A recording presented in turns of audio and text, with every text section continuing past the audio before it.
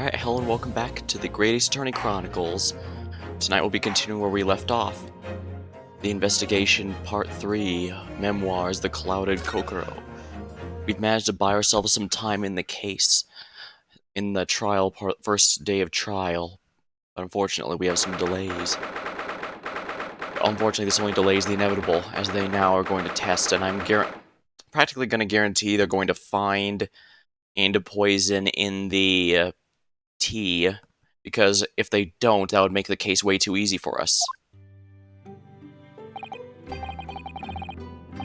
Phew, we made it back in one piece. Just, to be perfectly honest, I thought we were finished there for a while. Oh, I know, but a lot of close shaves. So many carriages on the streets of London. You were nearly flattened several times. Oh, no, I didn't mean that. Oh, yes, I know.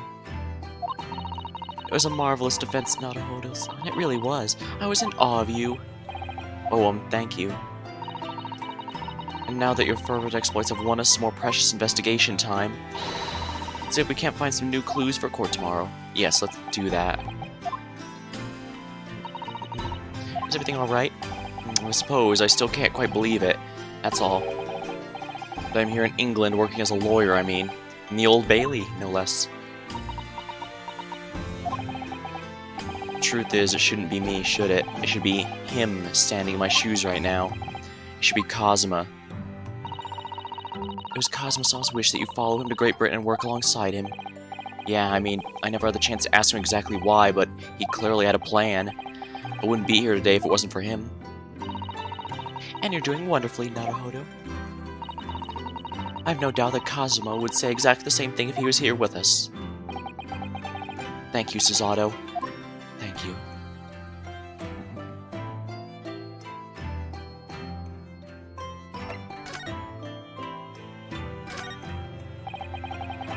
Perhaps we should put away the spade.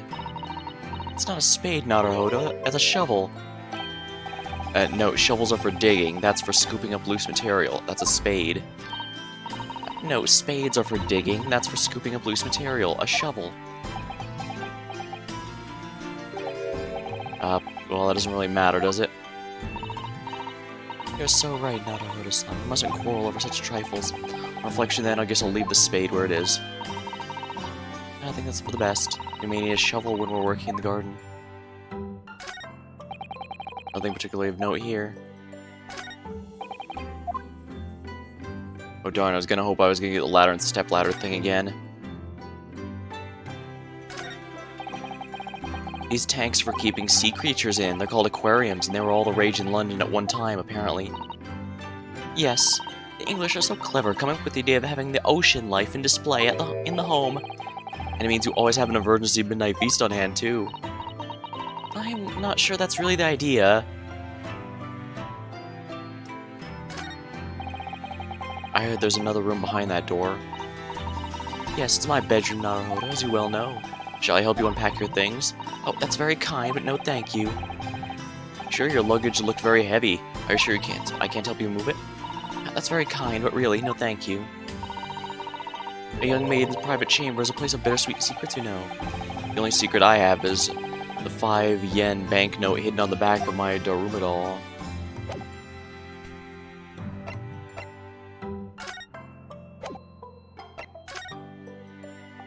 Alright, today's trial. It's quite a shocker earlier today, wasn't it, when the victim himself turned up in court and took the stand. I know. Not only that, but then finding out he's actually a barefaced gas thief as well. Yes, that was certainly a surprise to us all. Wow, it seems as though everyone had quite forgotten about Soseki's poisoning the tea.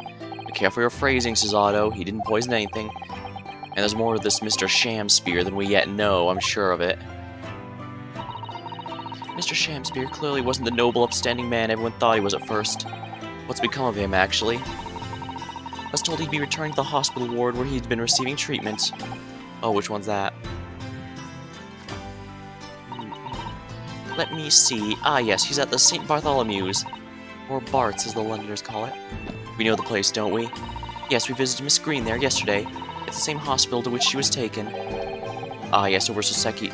After Soseki-san's death in the back. You'll be careful your phrasing, Naruhodo. He didn't stab anyone. Perhaps we both owe us a second apology. Yes, we should probably visit the hospital at some point later. So we know that Soseki-san took the tea of the victim in the night in question, but as he isn't the culprit, then obviously... Yes, the poison surely wasn't in the tea. If that's the case, how on earth did the poison get into Mr. Shamspeare's body? I'm sure we'll find a clue at the scene. There must be something at Mr. Shamspeare's room that will help solve the mystery. Well, naturally, Scotland Yard's detectives have been all over the place already, but it couldn't hurt for us to have another look around, I think. Oh, definitely. I'm desperate to know the outcome of the investigation of the tea left in the bar soap. Well, if we run into Inspector Gregson, we can ask him about that. Cosmo's wishes. Kazama Sogi, the best friend I ever had, and a lawyer with such promise. He really saved my bacon in that horrible incident just before we left Japan.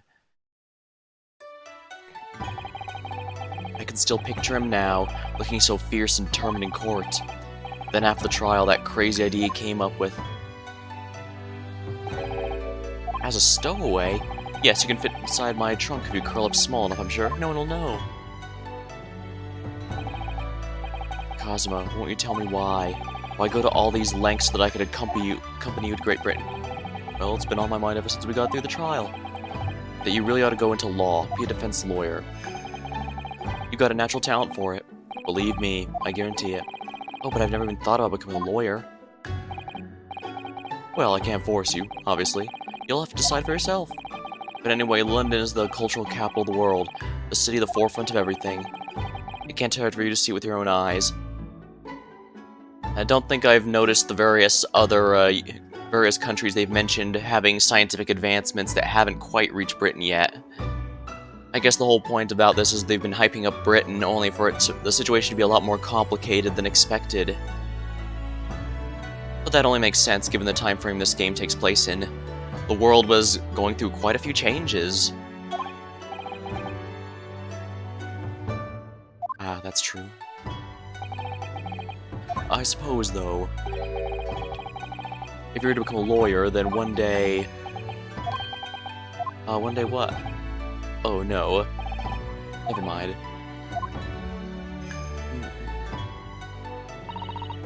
Naruhodo? Oh, sorry, I was just thinking about Kazuma. Yes, he's forever in my thoughts, too. To change the Japanese judicial system for the better, that was his dream.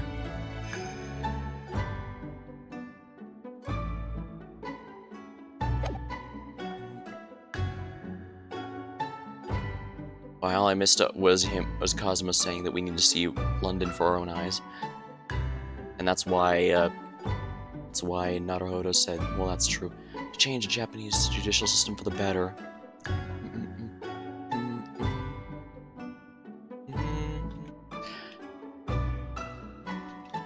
Dang. Messaging while I'm streaming. It always starts then, doesn't it? Ah, and that's why he was so desperately wanting to come to Great Britain to study, of course. Yes, that's right, but... yes? I do wonder his true intentions lay elsewhere sometimes. I don't know, the thought just takes hold of me every now and then, that's all. Cosmo's true intentions. I'm glad I decided to speak with her before heading out. Naruhodo, what do you mean by Cosmo-sama's true intentions? I mean this. His katana. I never expected to inherit his sword after Kazuma passed away, of course. Oh, no, I know. It was because I asked you to take it. Then I have it at my side in court. I feel as though it gives me courage. Yes. Actually, the night before he died, he told me a little about the sword. Alright, we never did see this conversation. The last one? Kurama? That's right, it's a prized sword that's been passed down through generations of the Asogi clan. A Japanese man's sword is a soul, Waranosuke. I can't be parted from my katana. Karuma. Oh, it's Karuma, not Kurama. Karuma guides me. I truly do believe that. So its name compels its wielder to slice evil in two. And not that you would need much compelling, I suppose. On that subject, there's something very important that I have to do in Great Britain. Something you have to do? Yes. I'd appreciate you seeing it through with me. Of course I will. Whatever it is, I'll see it through to the end with you. I knew you wouldn't let me down. And whatever it is, it was so important that the Japanese government wouldn't let anyone, even in their own country, know that he passed away. What do you mean by something very important I have to do? I'd hoped that the answer to that question would become apparent when we arrived here, but as of yet, I've not found a single clue. I see.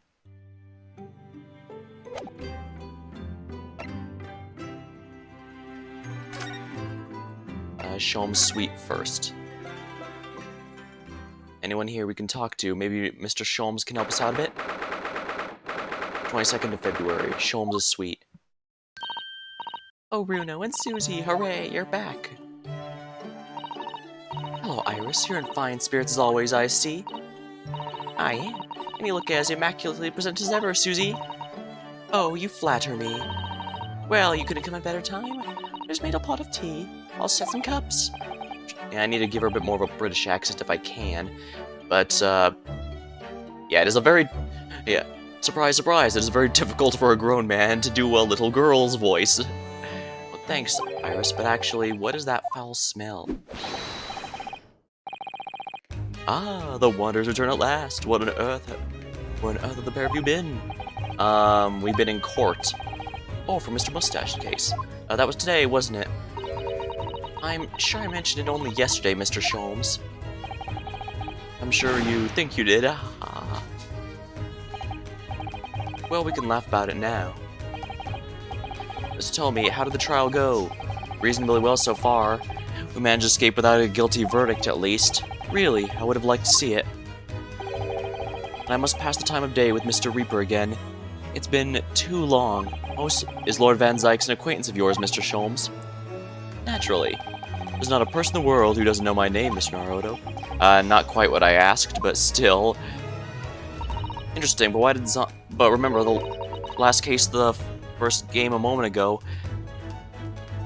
Van Zykes claimed they didn't trust anything by Sholmes, so they must have some sort of history, and it must not be a particularly positive one. Mr. Sholmes, whatever is that odor? Yeah, what is it? It's faint, but it's absolutely awful. Indeed, that's a scent of victory, my dear fellows.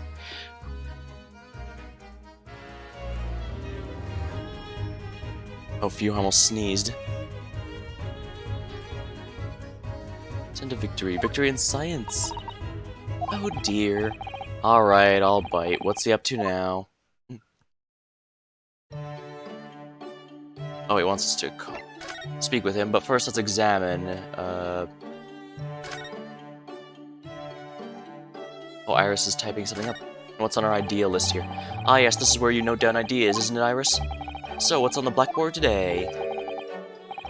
Fuck up, Bruno. What's this? Oh, I'm just playing around with ideas, the title of the next month's installment. Another idea I had was the barrel coronet.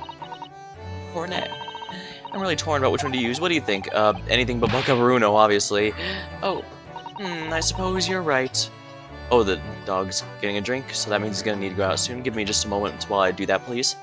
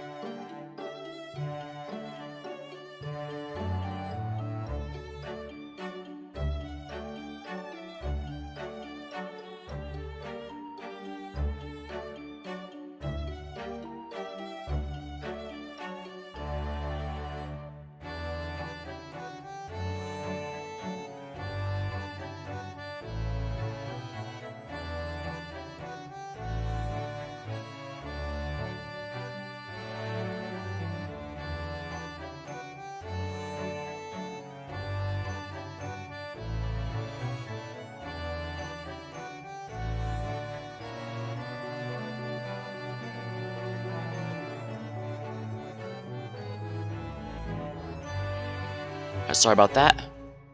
I'll need to let the dog in a bit as well, but for the moment, we should be fine. I'll tell you, I'll surprise you with it. You'll have to wait until next month and see. So many sleepless nights. Iris. I guess she's too busy working. That's an incredible concentration, that is. I find it quite remarkable how she can focus on so many different things at once. Perhaps I should try drinking more of her herbal tea. Third blend from the right would be good for you, Runo. Oh, Iris. This girl is destined for great things, I'm sure.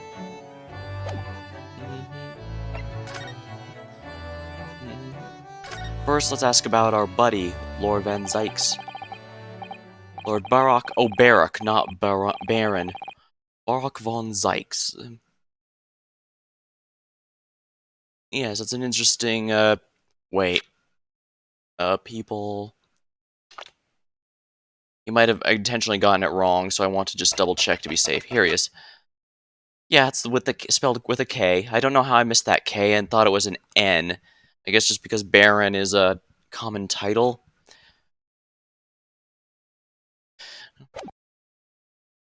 Yes, interesting. So, yes, isn't it? The Reaper of Bailey. Sober K. Oh, title. Once the legendary prosecutor has fought for someone's conviction, that person is doomed. Conviction, that person's doomed. Even if he or she is not found guilty by the courts, sooner or later the hapless soul will vanish from the capital. But vanish how exactly? By falling under a passing carriage, drowning in the Thames, succumbing to a sudden fever, or quite out of the blue, being set upon by a highwayman. There are numerous routes to Rowan's final terminus, my dear fellow. I guess Soseki managed to avoid that fate because he left back for Japan. Which means whoever is,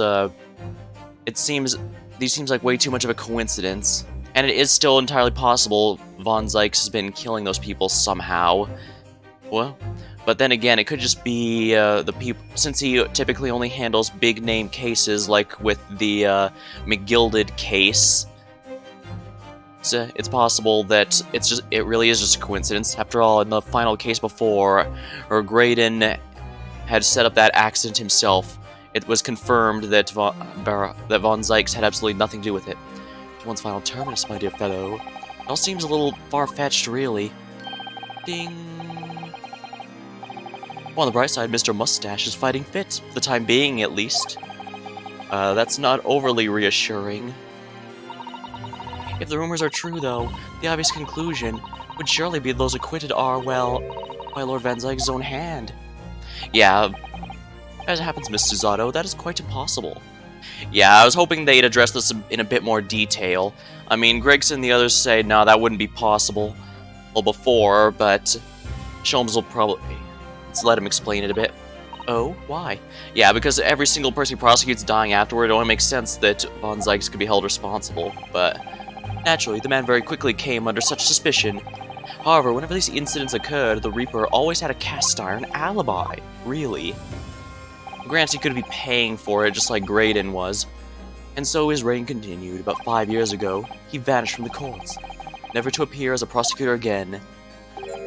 That is, until you arrived in the country, Mr. Naruhodo. Yes, so I've heard. In fact, this was the very day I arrived, when I was thrust in that trial at the Old Bailey. A bitter fight to the death concluded with the Reaper's resurrection. So that's it. But remember, it was so soon that there was no possible way he could have known it was us, that it was prosecutor that was defending the case. Odds are, because we now know that Mr. McGilder was behind some very shady things, it's possible that Von Zykes was just that determined to see Mr. McGilded brought to justice that he came out of retirement almost purely for that. And then after we successfully defended McGilded against him, he took an interest in us because, well, he doesn't like the Japanese very much, and especially one that was able to defeat him in court at least once. Twice now, although, to be fair, it does seem like he does care about the truth more than anything else. And really did end bitterly indeed. Yeah, and did end barely indeed, because it did indeed end with Mr. McGilded's death. And here you are, facing Mr. Reaper again. Poor Rune. I don't know if you're just incredibly unlucky, or incredibly unlikable. I think it goes deeper than just me. I sense a general loathing of all Japanese people. Well, first of all, let's go with the foul smell. Let's, first of all, let me grab a drink real quick, and then I'll go with something like that. And then I'll continue this.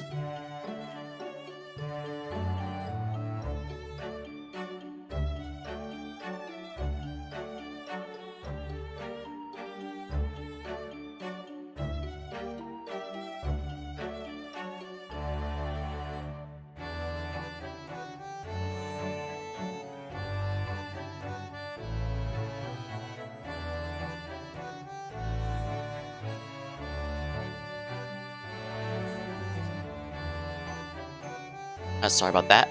I grabbed a bottle of water, so I should have plenty of,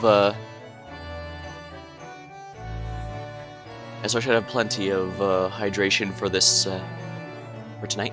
So what's this, indescribably foul smell? Ah, well, most probably this, I'd say. What is that? My dear fellow, this, of course, is my latest invention. A chemical test that can identify whether or not tea is genuinely at the drop of some tea. Oh my. There's some unscrupulous sorts manning the stalls of London's less frequented streets. They regularly sell what purports to be high-quality tea, but is in fact merely dyed leaves of drab flavor. Well, that's certainly unsavory behavior, in the actual flavor sense of unsavory. So once one presented appears to be black tea, one must be careful. Iris? At the ready, Hurley. Let's add a drop of my chemical, this drop of tea here. See what happens? It's turned completely black. And what a foul odor it's giving off. Indeed, the blacker the tea becomes, the more foul the odor, the better the tea is. It would appear that this cup was particularly fine Darjeeling. That's ingenious, but what do you do with the black liquid now? Why, dispose of it naturally. Surely you wouldn't want to drink it, would you? There does seem to be a rather obvious problem with your new invention, Mr. Sholmes. Hence why this chemical test is merely a test, my dear madam. Right. The point is, we are entering a new era of science in the world of criminal investigation also. Indeed, Sholmes is introducing chemical testing long before it actually becomes a thing. Yes, forensic science. Oh, these are such exciting times. I regularly engage in the scientific experimentation alongside my unofficial consulting detective work. Yeah, speaking of which, I believe that they've long since developed a lot of ways to test for chemicals and stuff, even when there's no drops left, just by the residue. So, I imagine most checking this out would already know this, but yeah. Like, with teacups here, with even this little ring here, they'd be able to test it to see what's in it nowadays. But unfortunately, in the 1900s, this is not so lucky. Oh, hold on, let me, let the dog back in.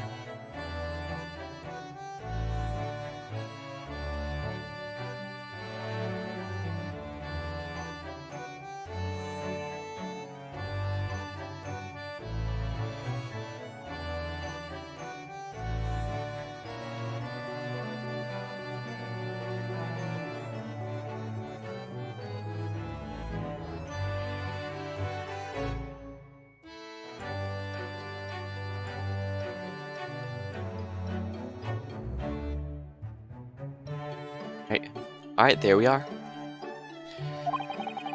The Herlock-Sholmes method will be the foundation upon which modern investigative techniques are based. This little tea incident was a happy byproduct of my ongoing forensic science research. Forensic science, I suppose I should find out more about that. Alright, we're gonna start up with Mr. Natsume, who I'm currently defending, being Japanese as well as Mr. Zato myself. I felt it even more keenly in court today. For some reason, Lord Van Zykes appears to have an inherent disdain of the Japanese. Indeed. It's an interesting observation. Do you know something about it? Do you, Mr. Sholmes?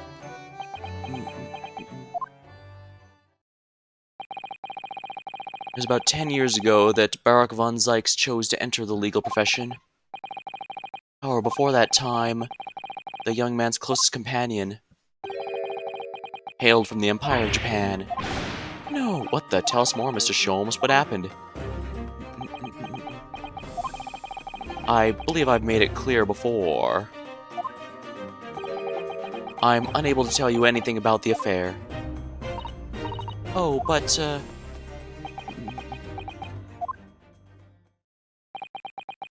the veil will be lifted on the events of the past in due course. I have no doubt. For now, however, it is Mr. Mustache who's the most deserving of your attention, I believe.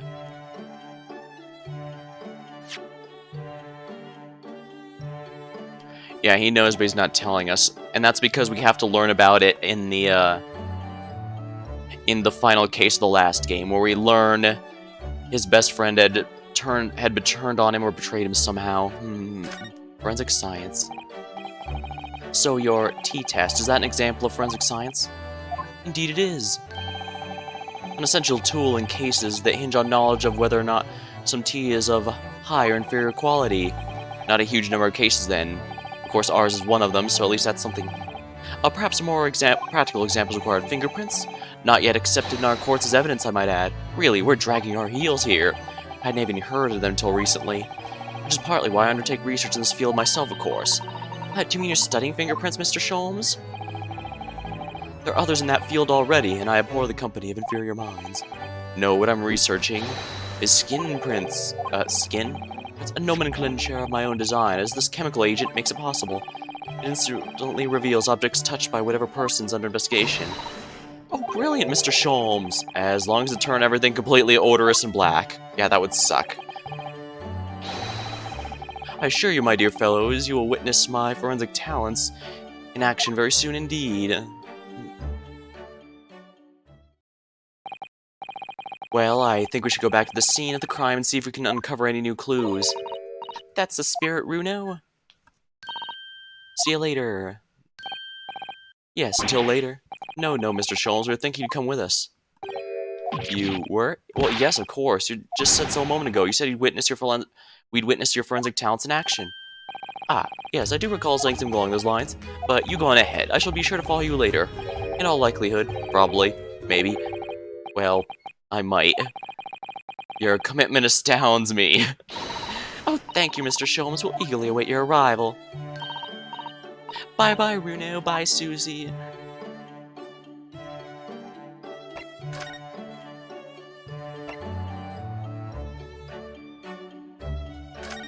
Let's see if we can go to the hospital bed here and see if we can speak with the victim a bit. Here we are. St. Bartholomew's Hospital. Recovery ward. What do you suppose is happening? Sounds like some sort of disturbance. Yeah, I hear angry voices. Be not angry, O ample lady. Verily, thou art mistaken. Mistaken my foot. You were looking at my painting.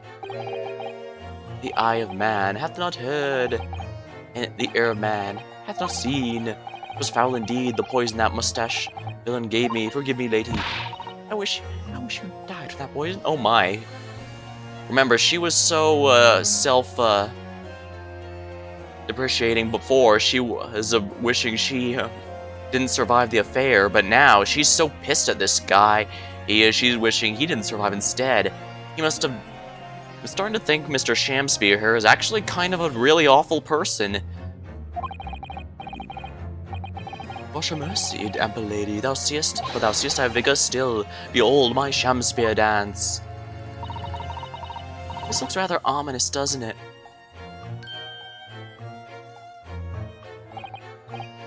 Ah, lo, 'tis the lawyer from the land which rideth at the sun. How now? What are you doing here, Mr. Shamspear? Mary, I do believe I'd return unto another ward. He was looking, that's what he's doing, looking at my terrible work. Eastern fellow, so darkly clad. Faith, thy work in the court this morning was wonderful, I do applaud thee. Oh, well, thank you? But that doesn't mean things will go so wonderfully for you tomorrow, does it? Wow, he just broke character.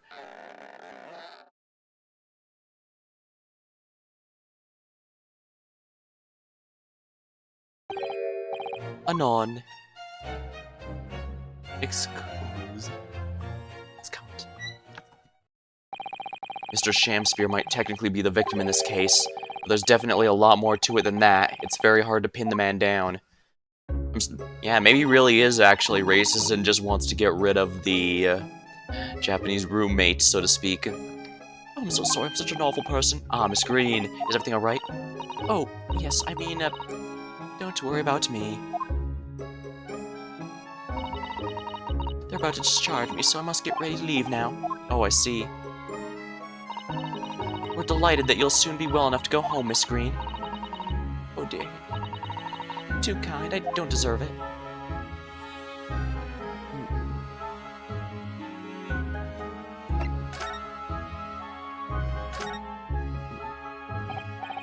So are you feeling more like yourself today, Miss Green? Oh, I am, thank you. I mean, people do recover from ordeals like this, don't they? Even people like me. Well, yes, it really was an ordeal, wasn't it? As far as I was concerned, I was just walking along in the snow one evening, minding my own business. And then, completely out of the blue, I was struck in the back by a knife and collapsed unconscious for days. Of course, when I finally woke up again yesterday, the whole business had been cleared up already. What a terrible week it's been for you. Oh no, I'm sure I'm very lucky, really. I'll look back on this fondly, really. Anyway, I must be getting my things together now, so I'm ready to be discharged. Well, I guess since she made a full recovery, I imagine she's probably thinking it's one of those things you'll look back at and laugh. She might even feel like Mr. Soseki was the true victim there, since he was accused of something that turned out to be a legitimate accident, even if Mrs. Garrideb would definitely... Well, she would have been. She was taken in for criminal negligence, or... yeah. Or whatever it would be called in this particular case. Oh yes, of course. Sorry to take up your time when you're obviously busy.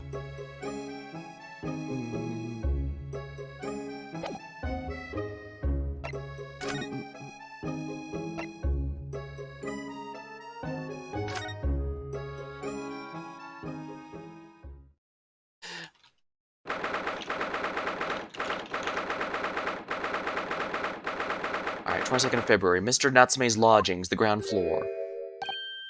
Oh, hello again, Inspector Bob Belcher. I mean Gregson.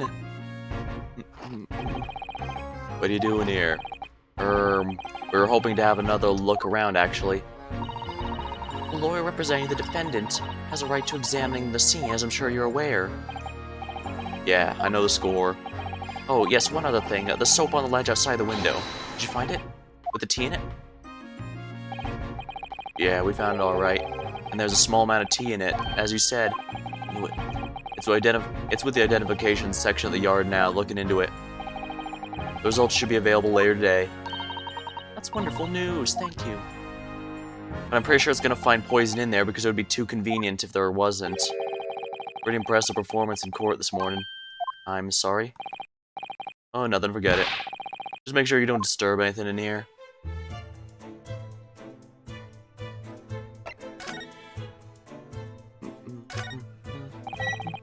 The sun never shines in this room, thanks to that depressing bricked-up window. Yet with enough determination, you can always remove the bricks to set some soap outside, can't you? That sounds like a very wise life lesson, Miss Susato. Only if you plan to follow a life of crime, Mr. Naruhodo. Nothing Push could have known. Oh, I was hoping I could examine the wet spot on the ground, because this is proof that, yeah. If you ran out of change, you wouldn't even have any light, let alone heat. For the needy, London's winters can be very harsh. That's true, but if you think about it, even the wealthy would find themselves freezing if they ran out of small change. London's winters can be very harsh, full for the forgetful too, then. Frankly, I'm starting to wonder if Susato and I are gonna make it to spring. And that's true, we don't even have a meter at Baker Street, let alone a gas stove. Look how dark the stain on the floor is underneath the meter there. Yeah, from all the water dripping out after the ice coins melted, as you established in court this morning. It's a very large and obvious stain, isn't it? Mr. Shamspeare must have used an awful lot of ice coins, I suppose. It was an ingenious idea, I'll give him that. Yeah, it was really clever. Because either they didn't notice the hole at the bottom, or they just didn't think of anything of it. Are you looking for new clues, Inspector? On Lord Van Zyke's orders, yeah. Don't come back till you got something for me, he says. Oh dear, poor you. Yeah, poor me, because we've already searched every bleeding nook and cranny in this place. I don't know what he expects, to be honest. Thank goodness for warm chips, that's all I can say. Well, at least he's honest. So it turns out Mr. Shamspear wasn't eating the soap after all. That's right, the mystery of why he had it on a plate while holding a fork in his hand is solved. Yes, to pry is his latest coin out of its mold. And in the process, he accidentally broke the bar of soap in two. Certainly was hard to imagine, let alone deduce. Ah, the ill-fated teacups from which the two men drank on the ill-fated night. During their heated literary debate, yes. Who's stronger, Romeo or Juliet? Sounds like it was quite a discussion. Dang, even in the 1900s you can't escape power scaling arguments. Now that I think about it, I'm sure the two lovers in the play ended their lives with poison. Well, one of them did. That's fiction, Mr. Zato. Let's hope it stays that way. Hello, Mr. Sholmes? Mr. Sholmes, what are you up to over there? What a question indeed. Was it not your good self who asked me to attend the scene? Oi, what are you doing here, Sholmes? What are you up to over there? What are you doing here? Dear me, once a great detective, one is always under scrutiny, it seems. Is now the time, Mr. Sholmes? Are you about to show us your forensic talents in action as you promised? With the greatest of pleasure, my dear madam.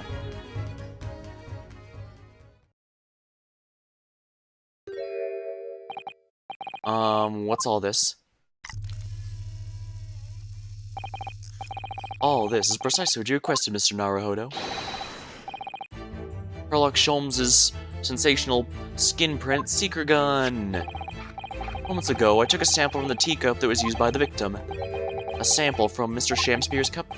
Each individual leaves microscopic secretions on everything he or she touches. Yeah, that's the oil from your fingers, which is what results in fingertips, I believe he's referring to. A sample of these secretions, all I need to produce this, a refined indicator solution. By liberally spraying the room with this chemical, everything the victim touches is instantly revealed with the aid of these goggles. Here, try them on. There. Now spray the chemical indicator about and all will be revealed. Spray? How do I do that exactly? A little press of space in the area you're interested in is all that's requested. Like this. Oh my, what's this stuff? It's like a fog. Suspension of chemical indicator and a pressurized gas. It's the most efficient way to cover an area. Here's another invention I discovered incidentally while developing his idea, as you do. Go ahead, try it, my dear fellows. Well, there's nothing to lose, I suppose. Let's explore. Guess it makes sense. Wasn't interacting with that stuff a lot.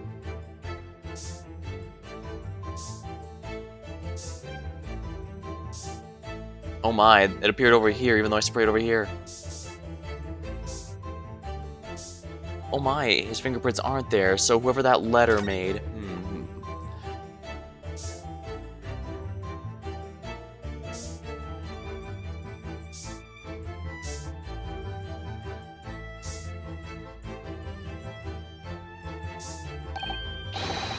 Look, there's dozens of handprints here.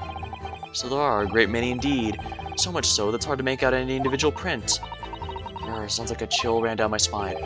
Perhaps he was leaning against the wall while he admired the picture. Unlikely, I would say. It's a rather dull scene, after all. Without wishing to state the obvious, you wouldn't generally admire a picture from such close quarters, I feel. Oh, very true, Mr. Zato. It's a bit of a mystery, then.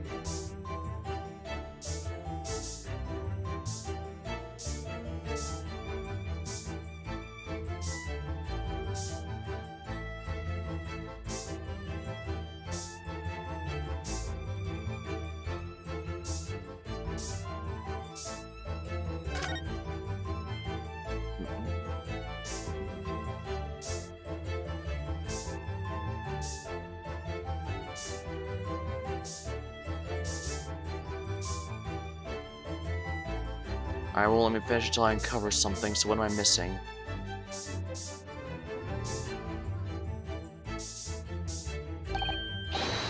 Look, there are dozens of handprints here.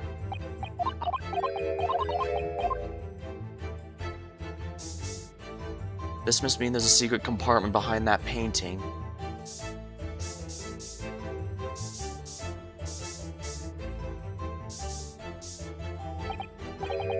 Oh, I did think there was a secret compartment here, but it wouldn't let me look at it yet. Oh, look at all this here. Ah, yes, interesting. A multitude of the victim's handprints. Why are there so many of them on the floor in this one spot? Oh, perhaps he had a bad fall just here.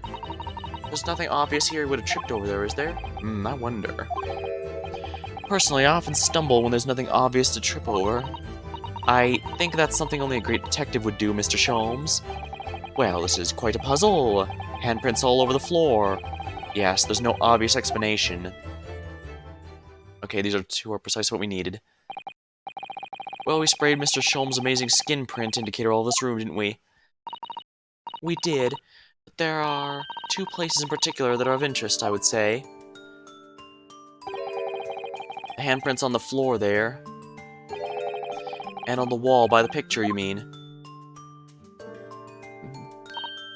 Yes, and I think the floor warrants closer investigation.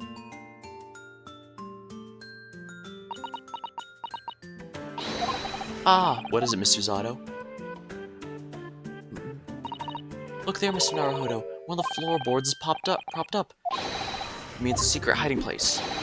Excellent work, Mr. Zato. So, what do we have in here? Oi, what are you lot doing? Inspector Gregson, stand aside right this minute. It's my job to investigate there. No need, Inspector. You continue to dig in your own portion of chips while we dig around on the floor here. Your fancy dog's putting me off my food anyway, Sholmes. This new bit of evidence is exactly what I need. Wow, a secret hiding place under the floor. What a find. It's not a hiding place you could make use of in Japan. I don't think I could lift a straw tatami mat. No, I know, but I never expected one of these wooden floorboards to move either. It's got me wondering about that wall over there, too. Aren't you curious? I'll investigate it once. Okay, so we're distracting him with the one on the floor so he doesn't notice the one on the wall. There's nothing behind the picture, sadly. Only the wall. How disappointing. But then, how do you explain the handprints? Well, I can't think why anyone would have been touching the wall over and over in a place like that.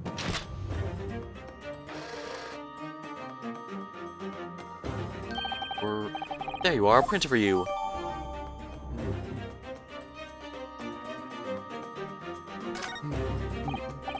Oh, thank you very much. This invention can make prints too? Well then, I wonder if Inspector Gregson's found anything on the floor there. I'm desperate to know. So am I.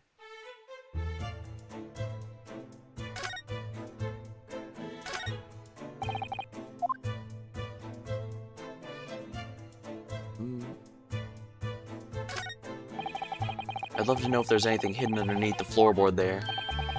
Well, let me ask Gregson now. After all, we're well acquainted. Inspector Gregson! Really, it's been too long. What is it, Sholmes? I thought perhaps you might show me what you found there. Seeing as how we're such good friends. We're not friends. No, I suppose not. A dismal failure. Yes, I heard. I'd kill to know what was under that floorboard.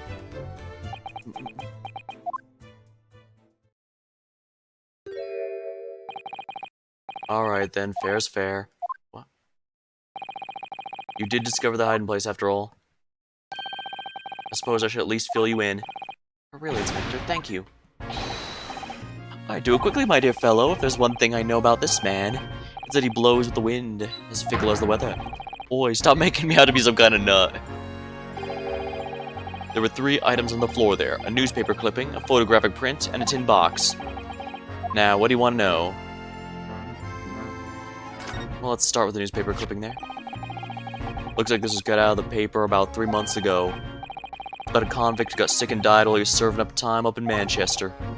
How terrible. It made the headlines down here in London as well. The The bloke been sentenced to death, you see, but nature got him first. Oh my goodness, he committed a capital offense. Man by the name of Selden, nasty piece of work, into burglaries and murder. They say the hoard he knocked off was worth about £1,000. Hoard? Of treasure, you mean? Yeah, jewelry and the like, but he hid it somewhere and no one knows where. And now he's dead. The papers loved it, of course. £1,000 lost en route to hell, or some such was the headline. Does not strike you, though? Why such an article would be so carefully ensconced on the floor? Before he died, he said, you want my treasure? It's yours, but you'll have to find it. Sorry, I just had to make a One Piece reference.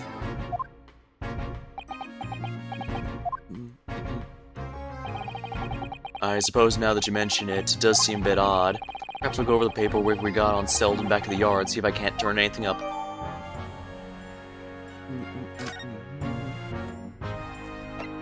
Photographic Print. So, this is the photo I found. Looks reasonably recent to me. Wait a minute, that's Miss Green's husband / brother. With Mr. Garrideb? Yeah, it would appear to have been taken on the street in front of the house here. And the gentleman on the left is Mr. Garrideb, the landlord, of course. But who's the young man on the right? Mr. Garrideb's son, perhaps? Perhaps. You can take that print if you'd like. Really, are you sure? We can presume, therefore, that the yard already knows. The identity of this young fellow, that is. Ah, is that true? Well, it's too bad if we do. Unfortunately for you lot, leaking information isn't one of my pastimes. My dear Inspector, if I see bold as to point something out. Pastimes are for one's leisure, but this one's for work. All the more reason I'm not telling you. Dismal failure. Yeah, I heard. Hidden photographs been added. Wonder why a photograph like this was hidden under the floor. I mean, Mr. Shakespeare himself is not in it. Photographic prints are still rare treasures in the East End. I imagine Mr. Garrideb was rather delighted to have been immortalized. He probably made a proud present of it.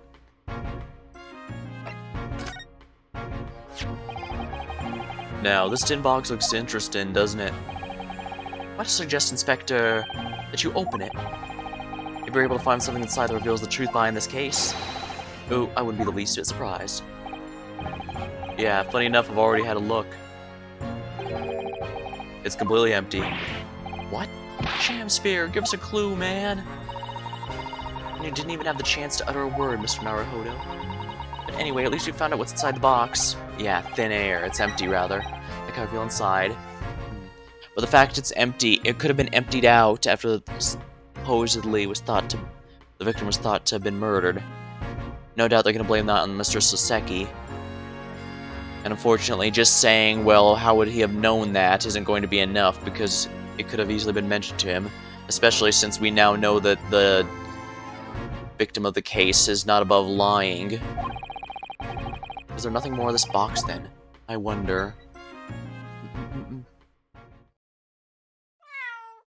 Meow.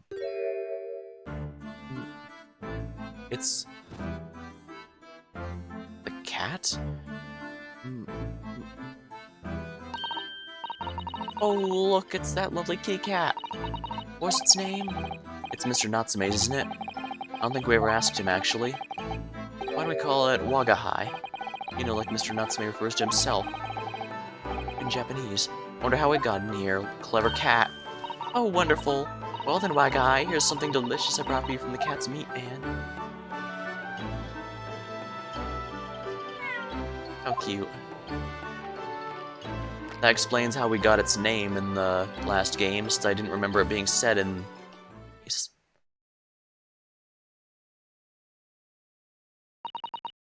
Yeah, he couldn't be happier now, look!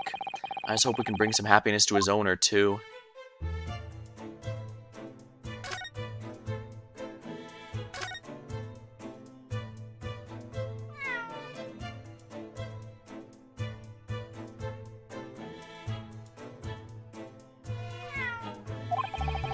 That was a cheeky little meow, Wagahai. Oh, but he's so adorable, I could sit and watch him forever. I think you may not appreciate that after a while. We have an investigation to get back to.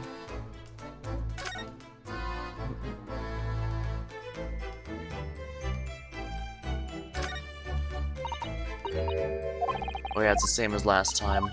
So we can't go behind it, though, since we can't check to see how Wagahai got there.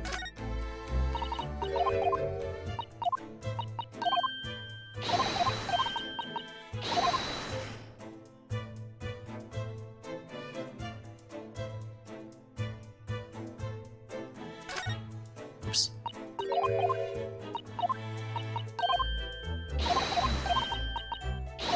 I don't want to repeat stuff from last time, especially since we have a lot to do today.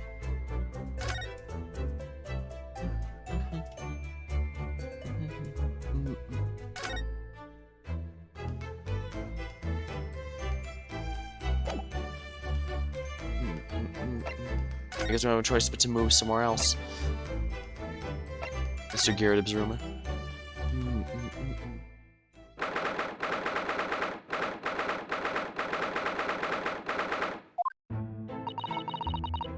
Mr. Garrett appears to be out. Oh well, I suppose we'll just have to come back again later. So we have to go back somewhere else. Briar Road first, perhaps?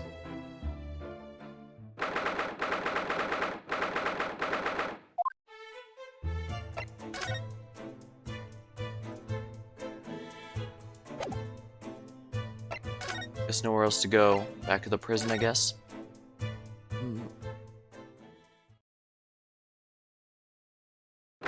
Here we have to speak to the defendant again. Local prison, cell 9. Oh, Mr. Natsume's back. So he is. Mr. Natsume, hello.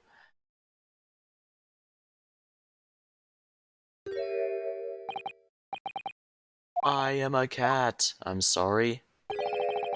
I don't know who Mr. Natsume is, or Herlock Jones. I don't know about courts or trials. Baileys. I am a cat. That's what I am. Just a cat. Mr. Naruhodo is trying to escape from reality. Trying to? He already has. Completely. So what's your name, then? As yet, I have no name. Mr. Naruhodo, he hasn't fully thought out his new identity yet. Maybe it's not too late to bring him back to reality. Do you think you could open your eyes for us, Mr. Natsume?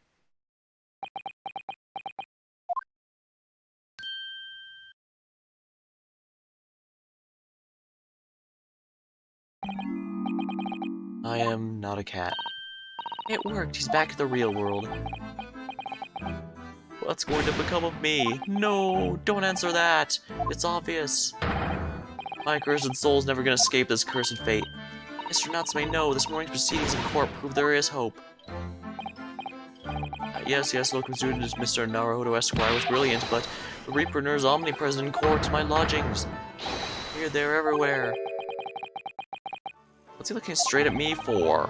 I think perhaps there are some things we should discuss. Oh, yes, we must.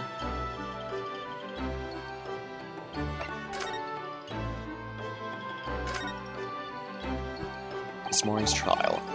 In my whole life have I ever been so moved as I was today? No. Of course, if I cast my mind back, there were perhaps one or two other occasions that moved me more.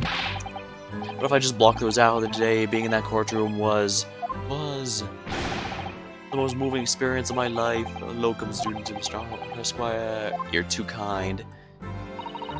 Scotland Yard found the remaining tea, just as we deduced, and they're analyzing as we speak.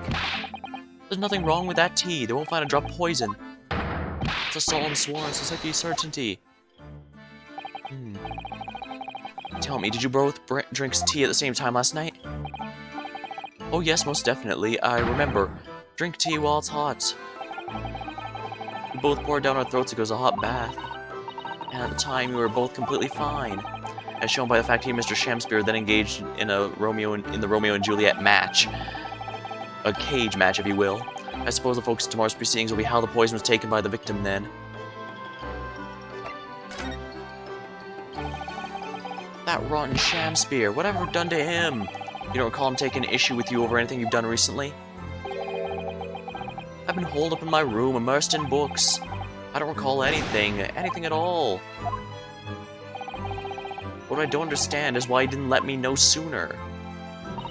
Let you know what, Mr. Natsume? Oh, the soap, of course. What else?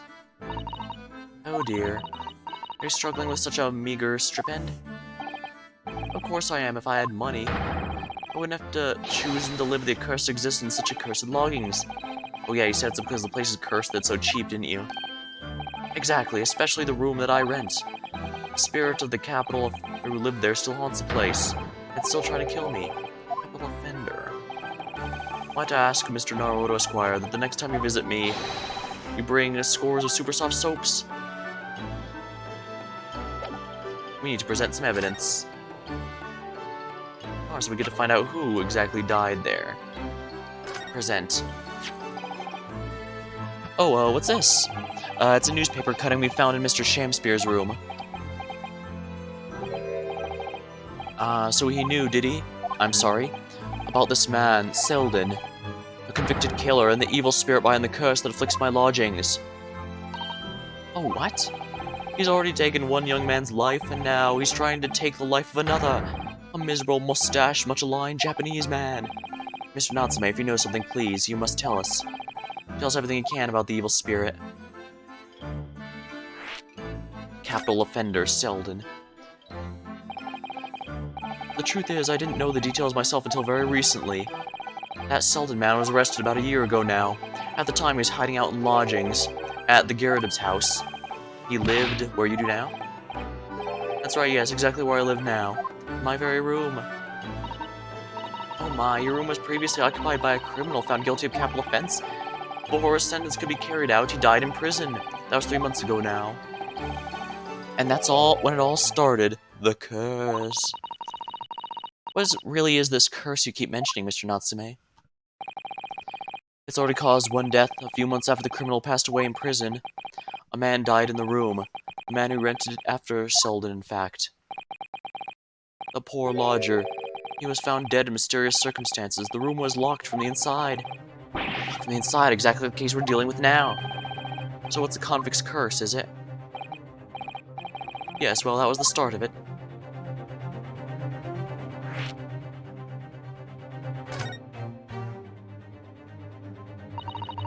Do you have any idea how the lodger before you passed away, Mr. Natsume? The official cause of death was asphyxia. When they discovered the body, the room was full of gas. Gas? I only found that after I'd signed the lease. Mr. Garrett came to tell me later. I couldn't stop myself trembling. In fact, if I'd known beforehand, I probably would have been too scared to take the room. Landlord's lease, luckily legal. Lucky for Mr. Garrett, maybe, but not so lucky for poor Mr. Natsume. And now you believe this curse is afflicting you. It is, at first. I just felt as though I was being watched, all the time. And then you talked about having nightmares, didn't you? The dead are trying to take me with them. They come for me and try to suffocate me. Just when I'm struggling to breathe, I wake up. And the room is cold as ice. But why is your room so cold? London winters are too cold to bear without any heating overnight. For some reason, even though I light the stove before I climb into bed at night, the pilot light always goes out and the room fills with gas. But that's terrible. That's exactly the same situation as what led to the previous occupant's death. Then there's what happened with Mr. Shamspeare, and he was mysteriously poisoned. There's clearly more to that incident than can be explained by the curse, though. Whatever it can be the case of all these strange happenings in Mr. Garrett's rooms.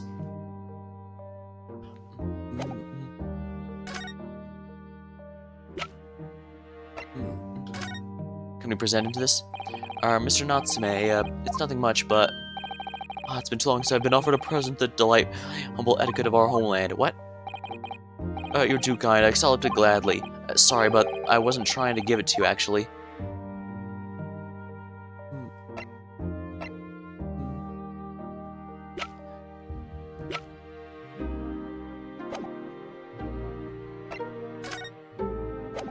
Oh, we know where we need to go next. We have to speak with Mr. Garrett.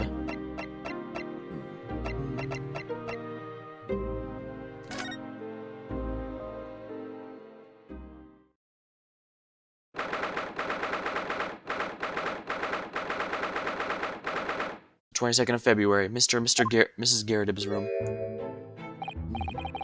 Ah, you're here now, Mr. Garrett. Right bally businesses for me, you know? Getting out and about. Were you at the Old Bailey by any chance? Naturally, fate of my lodgings hangs in the balance and all that. Not a trial to miss. The fate of what's already been dubbed your haunted lodgings, yes. Of course, the place has caused quite a stir around the capital more than one occasion already. As the old haunted lodgings or some such...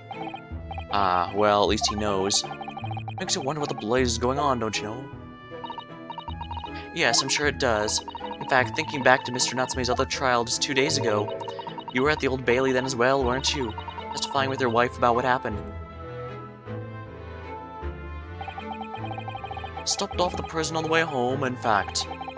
Beastly business.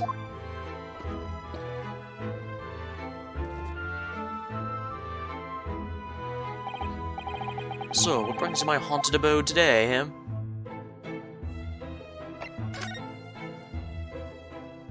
About your lodgings. Some fishy fellow from the Far East and a failed actor. Chap of questionable character, eh? Yes, the house does seem to have become something of a magnet for rum fellows of late. Thanks to that bally curse. Convict's curse, you mean? Ah, I heard the stories, have you? Rotten scoundrels arrested here, the next chap in the room goes and keels over. And there was that woman who dropped dead just outside on the street, not to mention the actor yesterday. Am I next, eh? Well, can't help but get the collywobbles, can you? When you say the woman who dropped dead outside on the street, do you mean Miss Green? Because Miss Green, who was stabbed by the knife, Mr. Shamspear, who was poisoned last night, are both very much alive still. As well, so is the blasted convict's curse, it seems. Personally, I should be quite content with such lodgings. A bath, a toilet, a fireplace. Fascinating history. Why, it sounds like a lap of luxury. I'm not so sure about that. Well, there's no bath or toilet included. No fireplace either. But you do look out for your tenants, don't you? By watching the rise and fall of the flames in your gas lamps appear. Yes, never hurts to keep an eye on things. In case there's any mishaps or such like. I think you've had your mishap already, sir. That's not helpful, Mr. Sholmes. Heavens forgive me, the words just come to my lips. Lodgers. Some fishy fellow from the Far East and a failed actor, chap of questionable character, eh? There's no need for that, Mr. Girardin. That's right, Mr. Natsume is in no way fishy. He is undeniably peculiar, however. It is right he took the vacancy immediately. Is it right that he took the vacancy immediately after the previous tenant passed away? Oh, yes, that's right. I asked the estate agent to find someone. He popped up the very same day. Never came across a chap so keen for a place without background, as it were. I don't think it was the worm's background he was keen on so much as the cheap rent, actually. So, how long has Mr. Shamspear been lodging under your roof? That failed actor chap? Let me see. Oh, of course, yes, it's been 3 months now. Quite sure of it. Only 3 months, eh? And he's quite new here too, then. And to what you owe the certainty in that regard, Mr. Girardin, if I might ask. Well, it was that Selden scoundrel, as it happens. Selden, the convict, you mean? Convict? Do Selden and Shamspear have some sort of connection, then? Yeah, this is all adding up way too much.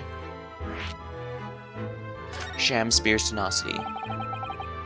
But that convict chap, Sheldon, passed away in prison 3 months ago now, you see? Some malady or whatever. Yeah, we've seen the report from the newspaper at the time. Well, it was only 3 days later the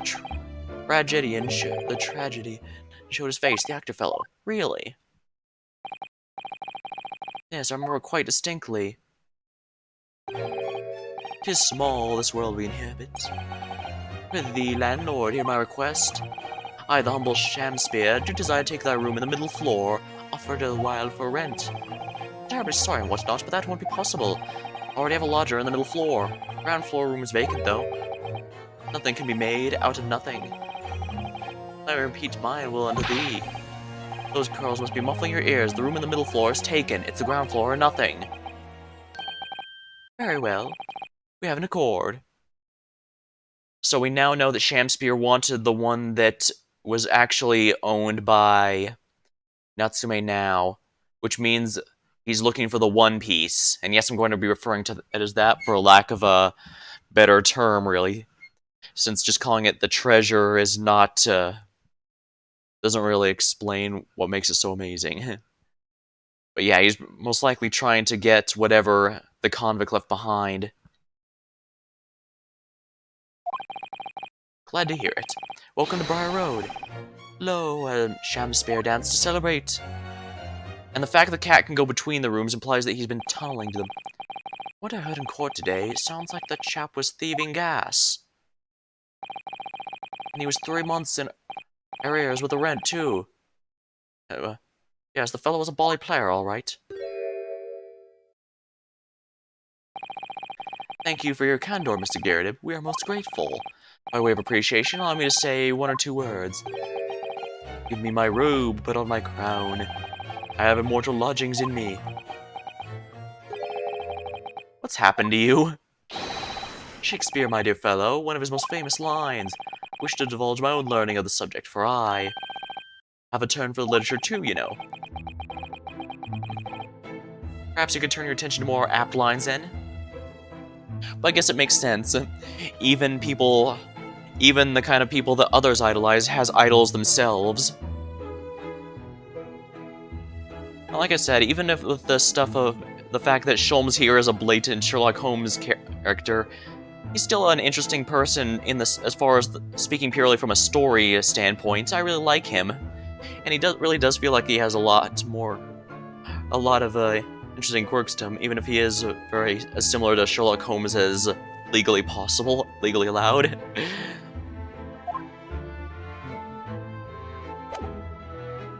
We need to present him evidence, of course. Reminds me, we didn't do much presenting of evidence to people in investigations as much in the previous game. We did a few times, though, I remember that. Mr. Garrett, can I ask you to look at this photograph? Is that your son who's there?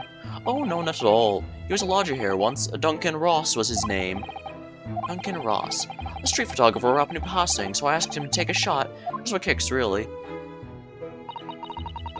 Was he by any chance the lodger before Mr. Natsume? Yes, that's right. Ah, the young gentleman who died in the room under mysterious circumstances. Just what Mr. Mustache was waiting for, one might say. Yes, young Duncan lived in the room at the top of the first flight of stairs for that Japanese chap. Would you mind telling us a little more about him? Okay, so we now know for a fact that, the people, he was probably murdered in an attempt to, possibly even by Mr. Shakespeare in an attempt to find the One Piece. No doubt the prosecution is going to suggest it could be Mr. Natsume. After all, he did show up almost immediately after as well, so... The lodger's death.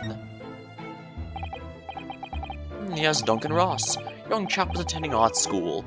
Had to work to pay for it, mind. Moved to the middle floor room about a year ago after that criminal, Sheldon, was arrested. Young students are always on the hunt for rooms with a history behind them. A history of cheap rent, maybe, yes. Yes, well anyway. It was one morning about a month ago now. I hadn't quite worked out the old trick of watching the gas lamps to see what my lodgers were up to. I hadn't quite worked out the old trick of watching the gas lamps to see what my lodgers were up to at the time. But sadly, I was rather tardy to discover what had happened.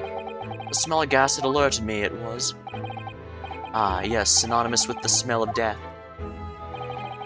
Called the police straight away, of course, and the officer kicked the door off its hinges. Once we got inside, we all bally collapsed. Because of the gas? Yes, the room was absolutely full of it. No air at all. The stove must have gone out while the poor chap was sleeping in his bed. So Mr. Ross suffocated to death. Of course, the police gave me a sound ticking because the gas pipes were so old and all that. Can't tell you how much it sent me back to have the whole lot replaced all over the house. But even after he had all that work done, Mr. Natsume says the same thing. The stove goes out at night while he's asleep in bed. Well, that's the bally curse, the convict's curse. I've done my duty as a landlord now. Someone's feeling defensive. No, I don't think it's that. I think it's been intentionally sabotaged. That reminds me, actually, about young Duncan, the night before the poor chap perished. He'd been writing a letter of affection to a young lady. A love letter, you mean? Yes, where did I put it now? Here it is. Left it on my desk. If you'll excuse me, let me see now. What does it say?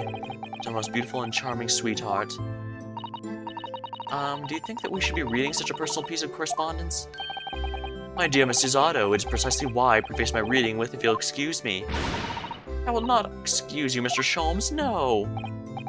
Sadly, he didn't address it, though, so I have no means of delivering the thing. Rather sad, really. I see, that's gonna play on my mind. But really, the identity of Mr. Ross's sweetheart has no bearing on the case, I don't think. I think we should leave well enough alone. I suppose you're right. Indeed, the intended recipient's address is missing. However, there is a name attributed to this man's most beautiful, charming sweetheart.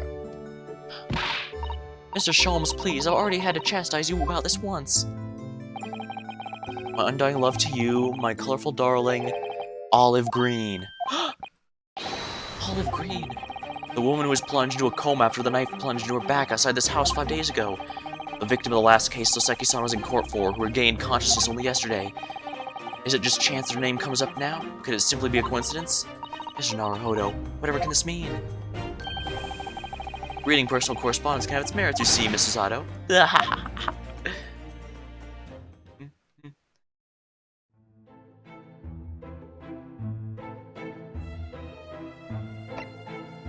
Well, we have what we need, so we now know we need to go to Miss Green's hospital bed. Hopefully she's still here so that we can deliver it. St. Bartholomew's Hospital Recovery Ward. Mr. Naruhodo, I've just finished speaking with the doctor. It seems Miss Green is well enough to be discharged at last. This is good news, but hopefully, just before she leaves...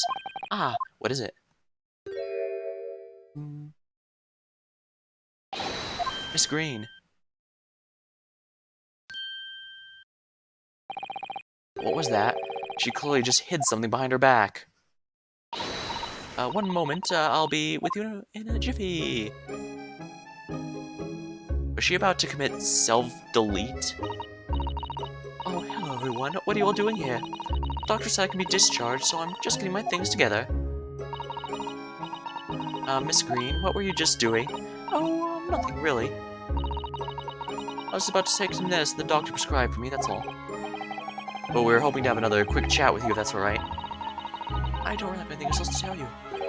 Alright, she's definitely behaving strangely. Let's see if we can't coax something out of her.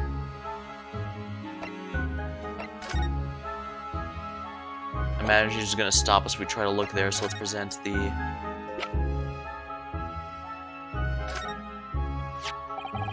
Miss Green, we were hoping to ask you about someone. Mr. Duncan Ross? You knew him, didn't you?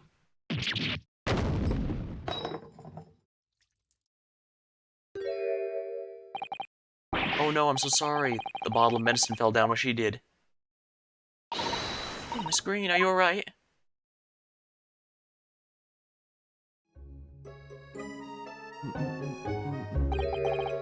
I'm so sorry, I didn't mean to startle you like that. No, it's alright. I just wasn't expecting it. But how do you know about Duncan?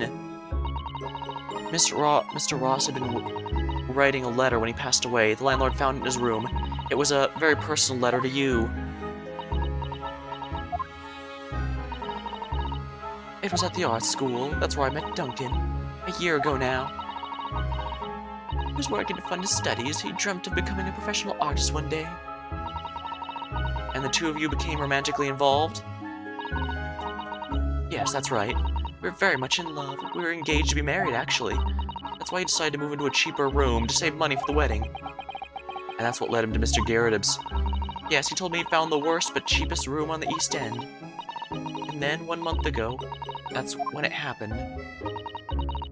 We're so terribly sorry, Miss Green. Well, it's all in the past now, I suppose. Poor Miss Green, she looks so desperately sad. I was starting to think that's just her look. But now I see that she has every reason to feel the universe is against her.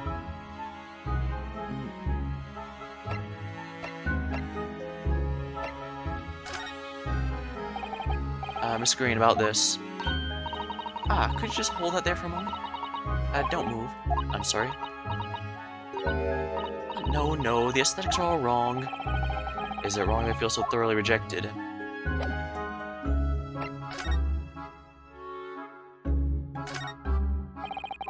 Ball fell off before Miss Green collapsed. That was quite an earthquake. Whatever's in the bottle. Honey, maybe, or treacle, or syrup. Or all three mixed together, perhaps. Mr. Naruhodo, you've been having a lot of very mean thoughts during this exchange. I'm disappointed in you. This is the card Miss Green was looking at intently before, isn't it? Mr. Naruhodo, we shouldn't be peeking at young women's private effects. Right, I should say peeking for a gentleman's effects only. You mustn't do that either. And maybe you, Mrs. Sato, shouldn't be peeking into a young man's mind either.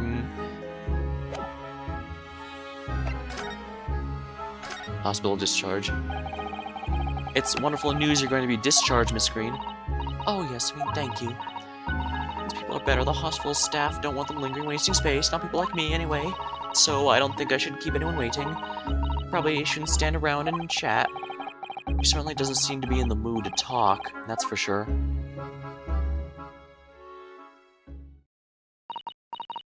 I do hope you won't think I'm being rude, but... would you mind leaving me in peace now? I have to leave the hospital soon. I'm so sorry, we didn't mean to hold you up. Of course, we'll be on our way. Hodo. Surely you are not about to leave. The rat's dead! That was poison. That's out of the question. Mr. Sholmes, I didn't realize you were here. But of course I was, my dear fellow. Watching intently from the shadows as always. Well, make your presence known to me next time. Mr. Sholmes, what's this about? Something which occurs to me with some regularity, Mrs. Otto, is this. Why detectives insist on such an ex post facto modus operandi? Why solve a case after it's happened, instead of preventing a case before it happens? That is what sets a great detective apart. What do you mean? There's a case waiting to happen under our very noses, Mr. Naruhodo, so let us avert disaster. Let's prevent this case from ever happening. With nothing but careful observation. Alright, the clues you need are set before you. You need only look and you cannot fail to see. Yeah, it's pretty obvious just by looking at that dead rat and the mouse in the background. Poor thing.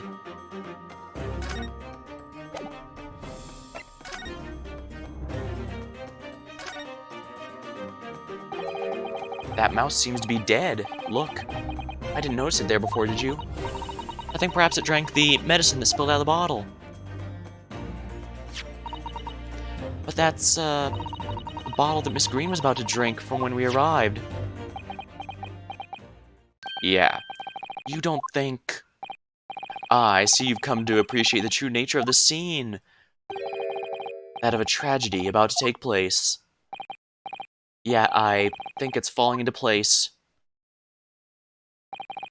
Miss Green, the contents of the bottle you had before has spilt on the floor, and the poor mouse that drank it has sadly died.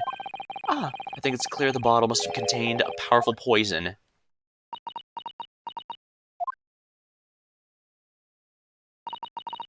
Don't worry. I will attend to the mouse presently.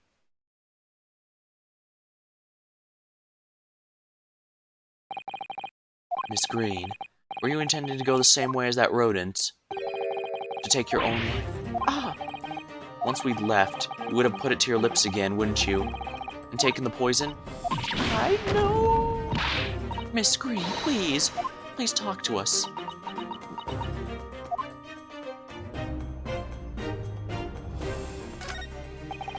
It definitely feels as though this card must be relevant.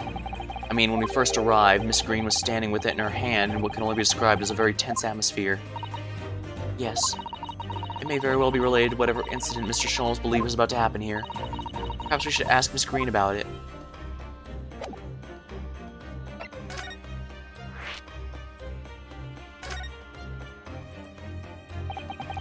Alright, so 10 seconds later, and we would have arrived at a very different scene here.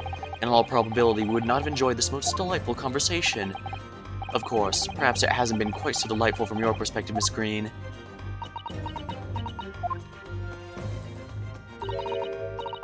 Actually, in a way, now that everything's out in the open, I feel like a weight's been lifted. Tell me, how'd you acquire that medicine? Well, quote-unquote medicine. Well, with this being a hospital and all, when the doctor comes to examine me in the mornings, he always leaves the medicine cabinet open for a while, so I snuck this out when he wasn't looking. It conspicuously lacks a label. I wonder what it contains. I'm afraid I don't really know, but I thought if I drank it, it might just stop the pain somehow. Oh, please, Miss Green, don't talk of such things. Well, it seems clear now that it contains a poison of some sort. Yes, that poor little mouse is proof of that. Oh no, it's all my fault. What have I done?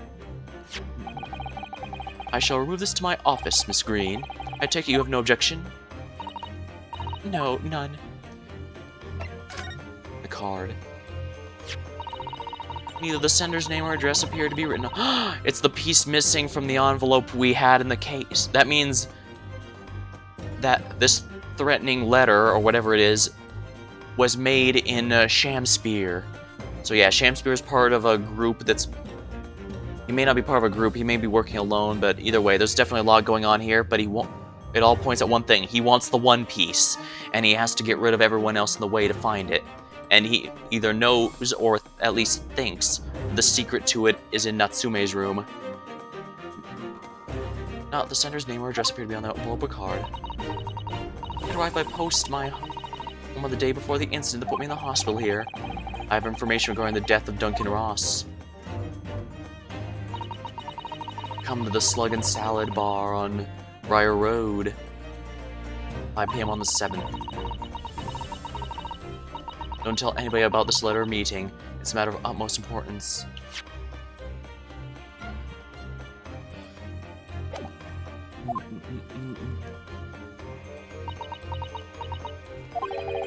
Wait a minute. The 17th of this month. That's the day you were stabbed on Briar Road. And 5 p.m. is precisely the time when the incident occurred.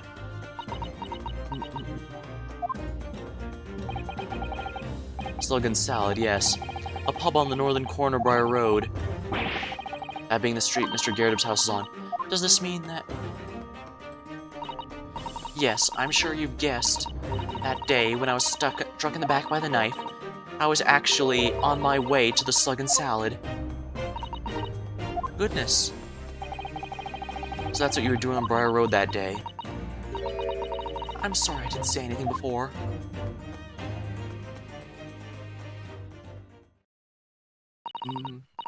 I think I really will have to ask you to excuse me now. I've told you everything. Yes, I'm very sorry to have dragged up such painful memories for you. No, it's fine. Miss Green. Please, promise us you won't try to do anything like that again. Yes, don't worry. Your detective friend has the bottle now anyway. And besides, I've been stabbed in the back and had a close shave with a bottle of poison, and I'm still here. I think I'm destined to see things through to the end. I might sound a little conceited, but well, that's how all this has made me feel. I see. She wanted to commit self-delete because she was afraid that she had lost her only possible clue to finding the truth behind her husband's death, and now she felt it was all gone. Leaving Miss Green and St. Bartholomew's behind, we made our way back to Baker Street with Mr. Sholmes. Well, it would appear we've reached the end of our investigative trail for today. Yeah, it's late. And, Mr. Naruhodo, did you discover anything that may be of use to you in court tomorrow, do you think? Details about Mr. Shamspear, Mr. Garrett's loggings, the convict Sheldon. There are many facets to this case, and we've yet to see the heart of it, if you ask me. That's my feeling, anyway. I can't help but wondering about the results of the analysis. Into Mr. Natsume's tea, you mean? Yes, will they have found the poison in it or not? Well, I fear that either way, it'll be hard to escape the grip of our friend Mr. Reaper. Oh dear. Yeah, Barak von Zykes. I wish you every success, of course, though I was late to rise this morning. Tomorrow will be a new dawn. I intend to spring from my bed at a crisp hour and attend the trial. Mr. Sholmes, you're going to come? Indeed, whatever happens, I shall be there. Assuming my eyelids cooperate in the morning. Well, I think we've done all we can. All that's left is to remain focused and keep fighting for Mr. Natsume's cause till the very end. And you know it's a big deal when they play the main theme. London, the world's most prosperous city, home to some 6 million people, but away from the razzle-dazzle, down back alleys and behind bricked-up windows, the lonely lurk. So Seki-san battled long and hard with loneliness during his many months here. And so I felt honor-bound to battle equally hard for my compatriot, to lift the curse that has gripped him. As Mr. Sholmes said, tomorrow will be a new dawn for all of us.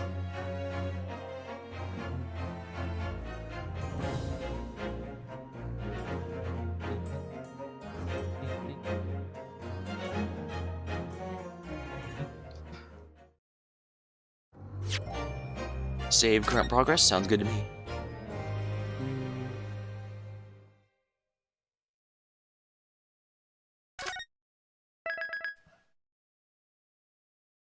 The trial, part 2.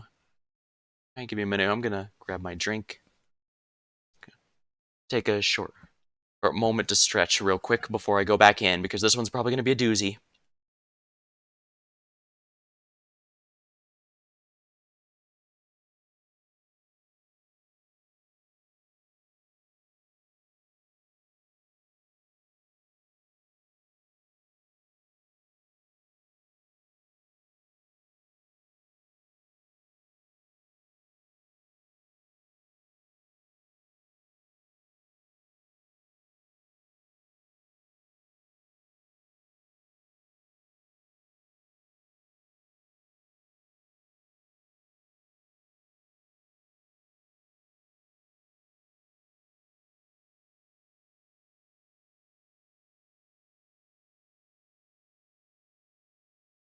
Alright, let's go continue.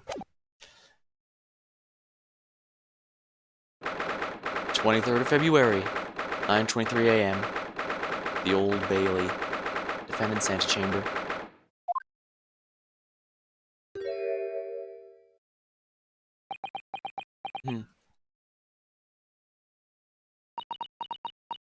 Oh crap, he's trying to float from reality itself again. Sit then, Mr. Naruhodo.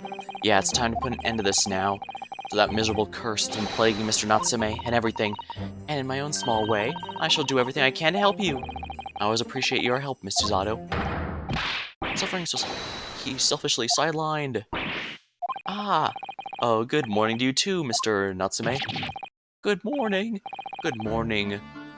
Good morning, Mr. Naruto Esquire. Listen to you two, chatting away as happily as if the main player of today's trial isn't here. Why'd you do that? Why? Oh dear, we didn't mean to cause offense, Mr. Natsume. I thought perhaps because you had your eyes shut so tightly you were meditating, finding inner calm. It seemed wrong to disturb you. I was waiting! What's the matter, Mr. Natsume? You seem different somehow today. Why, naturally, that's because I've attained spiritual enlightenment. The path of literature, you see, it's a journey to discover one's own death. Or such like. It's the sort of morning conversation I was hoping for. That's why my eyes shut. I missed the signs, I'm afraid. Somehow. You'll have to forgive me. And you mustn't talk of your path leading to your death, Mr. Natsume. And that was just an example. Oh yes, there it is, inner calm. You barely came to see me at all yesterday. I was sure you'd abandon me and return to our beautiful long-lost homeland. We've not even been in Great Britain a week yet. Well, anyways, I intend to set everything straight in court today. I'm determined to uncover the truth. I've actually reached an important decision myself. What sort of decision? I shall fill you in after the trial. Alright. It would seem Mr. Sholmes isn't coming today after all. It's a very clever message, I think, my dear fellows. You must win this battle on your own merits. A very clear message, I think, that he's overslept again. Great detective, my arch nemesis. How long must he stay away, if you ask me? Defendant and your legal representative. The trial is about to begin. Please make your way to the courtroom immediately. Today, once again, we face the Reaper. And when the Reaper stands for the prosecution, the defense fate is sealed. I don't believe in that legend any more than I believe in Soseki-san's curse. The truth is hidden here somewhere, and I won't let it escape me. I have to keep believing my client, keep fighting to the very end, that is all.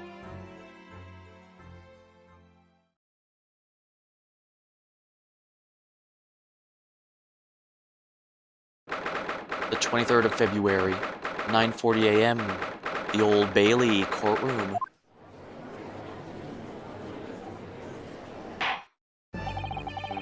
In the name of Her Majesty the Queen, I hereby declare this court in session. I call upon the counsels of the prosecution defense to declare their willingness to proceed. The prosecution is ready. Yes, the defense is ready. Very good, and now I call upon the 6 ladies and gentlemen of the jury, chosen by lot to represent the will of the people in the trial. Are you ready to proceed? Absolutely. Justice will be done, you mark my words. I feel happy to say, I feel especially ruthless today with my hat sitting on straight. Oh, I wonder if you could adjust my hat for me. And please be as ruthless as you like. Thieves deserved it. Why you ask me, especially the gas thieves. I have no sympathy for the man at all. Oh my, that's quite harsh. Look, I said it yesterday, I'll say it again now. I don't have time for this, I got my own problems. Oh, may the Lord show us all the light here, and lead his flock to the righteous verdict again today. Now, Lord Van Zykes, what can you tell us? Prosecution's report, please, for the court. In relation to the theory expounded by the defense yesterday, regarding the defense tea. I'm pretty sure it did find the poison, because if it didn't, that would be way too convenient for us, and they're not going to make it easy, that's for sure.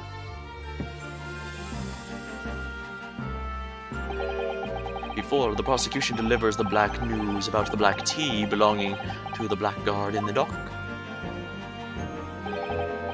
Pray, allow me a moment to savor a liquid of more sanguine hue. In fact, I'll defer to the good detective for the report. Here's to you, Inspector. Yes, sir. Thank you, sir. As indicated by the defense, we found a bar of soap just outside the victim's window in the snow, and there was indeed a frozen reddish liquid with a little depression on the top of it. Yeah, that's a tea. That's what Mr. Natsume brought with him that night, isn't it? Well, the brains of the yard analyzed it, and yes, you're right, it was tea. And there wasn't a trace, or any other toxic substance in it. No poison at all. In other words, the tea that defendant brought with him to the victim's room is innocent. It's in the clear. Oh, what a revelation! As I suspected. This makes it quite clear. The defendant, Mr. Sasuke Natsume, is blameless here. My learned friend is jumping to conclusions again. A typical reaction. What? Yes, it is true no poison was found in the few drops of liquid recovered from the soap on the window ledge. But, what logic is that? Would you take a drop from the Thames and conclude the water in the ocean isn't salty? My word, the water in the ocean is extremely salty, Counsel. Exactly. Unfit for drinking, just as the victim's tea was the night in question, as the court has already heard. Bitter was the precise word from Mr. William Shakespeare, whom the prosecution now calls back to the stand.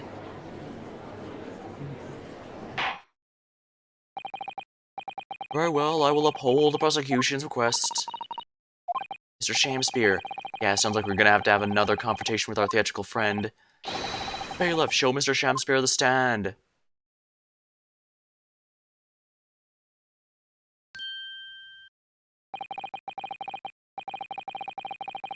Mr. William Shakespeare, the victim of this despicable crime. Oh heaven, oh hell. You command me to remember? Forsooth, 'twas I, Shakespeare, did have a bellyful of the foul liquid given in mine innocence. Yes, but as revealed in yesterday's proceedings, witness is not as innocent as we had perhaps first been led to believe. By using bottles of soap like this, he's been stealing gas from the supply company, yes. One may smile, and be a villain. Forsooth, 'twas I, Shakespeare, did have a roomful of the sweet fuel given. That's right, fellow jurors, don't forget, this man's a rotten thief. I haven't forgotten, kept all that about the ice coins in a tidy secret, didn't you? Should have owned up sooner. Arrest him, I say, arrest him at once, and let him feel the sting of my tail. Oh, indeed, by dint of vile and cowardly means, I plotted to further my own ends, I confess. Thou wouldst not pardon my sins, of that I am sure. If you acknowledge your wrongdoing, what exactly are you doing here? Cowards die many times for their deaths. For a coward such as I, death be well deserved. But, would it still be a greater crime passed unpunished? For lo, the hairy-faced gentleman of further east than Verona did contrive to poison me. Thing is, I imagine, yeah, things are going way too well in our favor right now because we already know Shakespeare here isn't reliable. Well, and the prosecution's argument of, well, just because that particular or a piece of tea didn't have poison, it doesn't mean the rest didn't either, is really weak. Which means he's probably going to have to turn the secret of the One Piece against our client and try and claim that he's the one after it. After all, he did get the room while Shamspear was too late. Objection! But there was no poison found in the tea in your room. The police have attested to that. What the defense would assert as an inconsistency will quickly be cleared up by the witness's testimony. Is that not so, Mr. Shamspear? Verily, my liege, I would most gladly speak. Very well, let the witness testify to explain this inconsistency. Tell the court why it is the poison apparently entered your body, though none was found in the tea.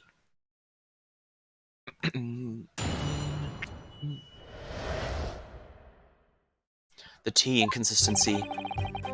The Japanese man did come by my chamber with tea brewed in a pot. Was my cup alone the wicked miscreant secretly poured his wicked poison?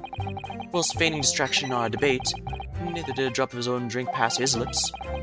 While he departed by and by, I used the tea that remained in his cup to make my coins of ice. Thus is no surprise the poison will be found in the tea I did pour in the mounds of soap.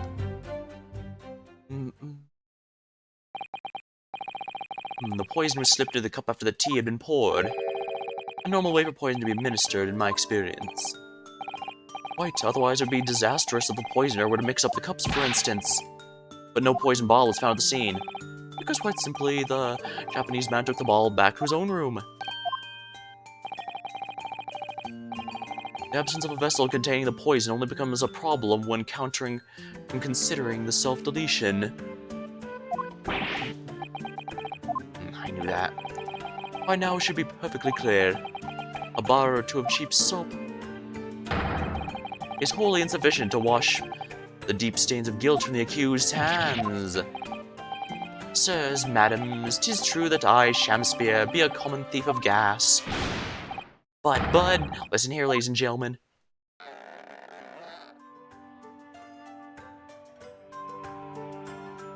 Okay, he's breaking character. Wherefore would I lie? Verily, I have no cause. I have naught to lose. I mean, you were clearly lying in the last trial. Well, I do declare. Alright, thank you for your testimony, witness. Counsel, proceed with a cross-examination. Alright, yes, my lord. Cross-examination. The tea inconsistency. Japanese man did come to my chamber with tea brewed in a pot. Hold it! I understand you are already acquainted with Mr. Natsume, is that correct? I know thee not, old man. Fall to thy prayers. Do I know thee, or know thee not? Methinks 'tis all I can know. Thy destiny mingles with mine. You lost me at the first thee. Zounds, sir, thou must learn the English tongue before thou turns thy hands to lawyering. I did, but I must have missed the archaic Elizabethan lecture. Verily and in truth, was a fine flavored brew. The drop of poison did barb its sweetness, as the thorn doth barb the sweet rose. That, dear friends, be the simple truth. Listen to Mr. Shamspear. He seems in even better form than he was yesterday. Either that, or I'm in worse form. That fated evening, after I did dine, at Grubb's Grubbery, the local alehouse of good report, naught did pass my lips but the tainted black tea.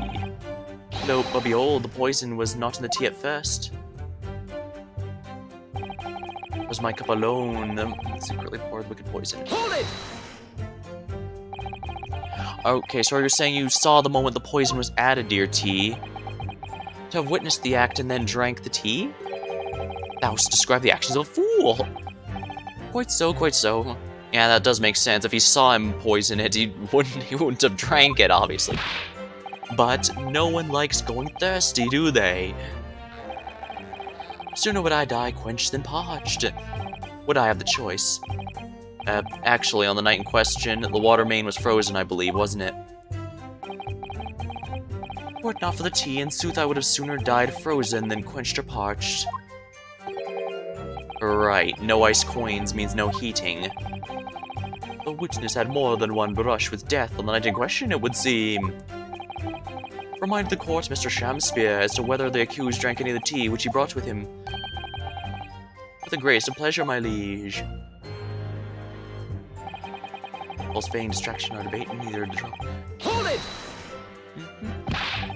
Ah, but the teacup Mr. Natsume drank from was found completely empty at the scene. And let's not forget the defendant's maxim, drink tea while it's hot. I did gulp from the poison cup that night, and in mine agony did I writhe uncontrolled. In fits of pain I did knock the fellow's cup, and its contents spill his blood from a gaping wound, methinks. Though certainly 'twas after I'd made the coins of ice from his tea. An upset cup was found at the table the victim was slumped over. There's no contradiction here. It's true, there was no tea left in either cup when we found at the scene. But still, something about this statement is troubling me. Of course I know what it is, it's Mr. Natsume's wise drink tea while it's hot maxim, isn't it? No, I'm not sure that's it. Thank you, witness. Now reiterate for the court what it is that occupied you after your guest had left and before you drank your tea. When we departed by and by, I did use the tea to cup to my coins of ice. Alright, yeah, so that you could cheat the gas company, in fact, is that right? To cheat, or to die. It's his life's only choice. Yes. Faith, to cheat be the wise choice, and mine occupation be not an ugly one. Prithee, dost thou not see the beauty and the simplicity of the ruse? No, I don't, and be very sure, sir, once this trial is over, Almond Gas will take you to task over this legal task. I shall not run, I shall not hide. Sooth to say, I have nowhere to run, nor to hide. But my lady, wast thou with this pitiful prayer? I will tell you what I'd like to do with you, starting with that shoddy shirt on your back. 'Tis time for the Shamspeare dance. What a harsh world we live in. Well, at least the good news is we have at least one juror that's so pissed off she's going to take a lot more convincing to declare him guilty. And probably the thieving of gas was addressed in yesterday's proceedings. The prosecution calls on the defense not to muddy the waters with irrelevancy. Consider that as a warning, counsel. Yes, my lord. Why am I the one in trouble here? Mr. Shamspeare, after the accused returned to his own lodgings, used his tea to make your coins. Is that correct? To cheat or to die? Did I make my choice many moons ago?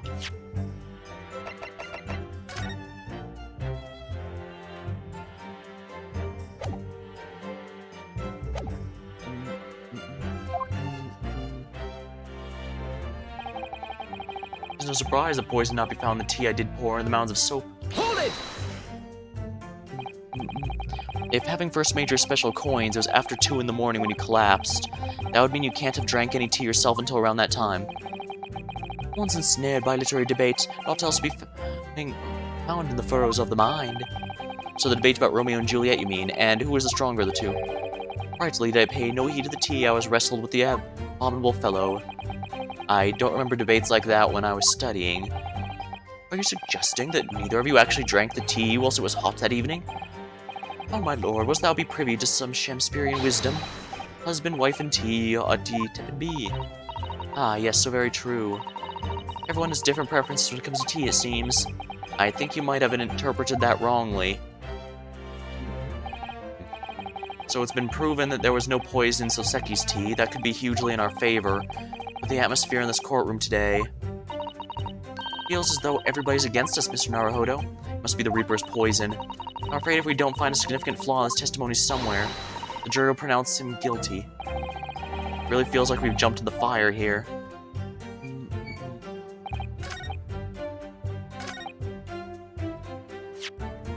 This should prove that there'd be a ring left behind if it was left in there. Alright, so you claim that Mr. Natsume didn't drink a drop of tea that night in question. But that's impossible. How? Shop Lodge. What is this? A dark-clad fiend? The 2 teacups from the scene, one used by the victim and the other by the defendant. have a clear difference between them, one that represents incontrovertible proof. Incontrovertible? What difference? Look inside these cups. Just here, there's clearly a visible ring. Yes, a tea ring. Commonplace enough. Indeed. Such stains occur all too readily when one leaves tea in a cup for a while. And yet, Mr. Natsume's cup has no such ring. Oh, goodness, you're right. It's completely clean. And prithee, sir, what makest thou of it? Exactly what Mr. Natsume told yesterday. The Japanese saying he quoted. Drink tea while it's hot. That's right. Yeah. The jittery Mr. Natsume was true to his usual self that night and drank his tea in no time. If, as you claim in your testimony, he didn't touch a drop of his tea, a ring would have developed inside of his cup as well after the several hours the tea was left standing. But... In short, Mr. Shamspear, you clearly lied to the court. Get thee to the nunnery! Objection!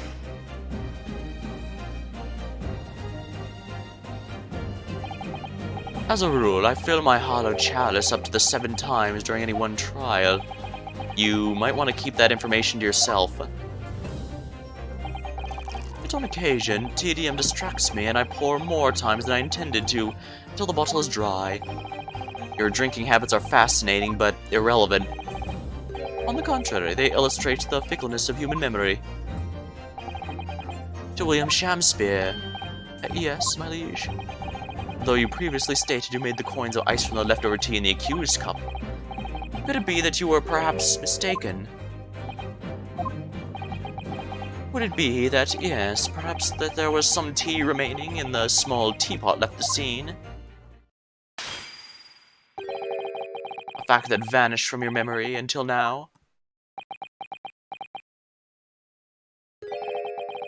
Faith, my liege, thou art a magician. Let me check here.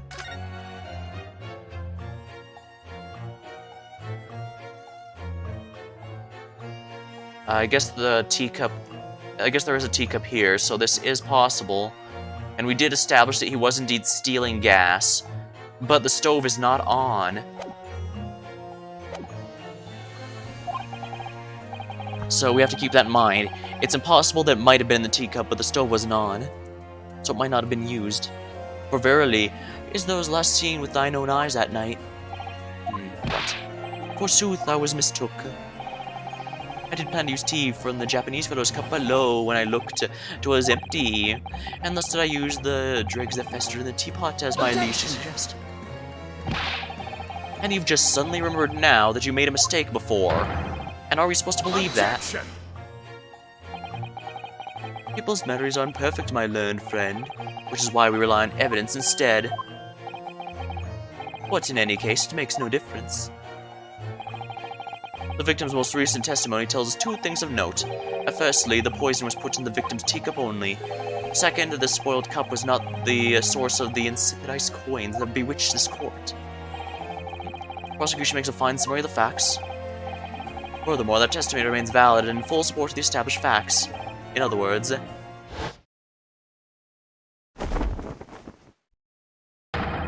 inconsistency claimed by the defense does not exist. What does this mean, then? To declare means no issue with the gas thief's testimony. Well, apart from the bit about thieving gas, obviously. My lords, ladies and gentlemen of the jury, I do solemnly swear, after I did dine at Gabriella's that night, not did pass my lips, but the black tea, me by the Japanese, whose back be stooped as low as death. And on what did you dine, sir? Why did take my favorites, a broth as one would call soup and a leaf as thou would call it salad. On an insalubrious menu as the establishment where it was served. But you gods will give us some faults to make us men. Willingly would I suffer what punishment is seen, so of the wicked thief of gas, but I pray ye wise and noble fellows never forget the simple truth. Let be one thing, and this be another. Jurors all, your humble servant Shamspear doth entreat you. Punish the Japanese fellow for his sins. Lord. I may speak, my lord. Yes, Mr. Foreman. I believe we may have been duped by that rotten defense lawyer. By me? Did you declare I may be right?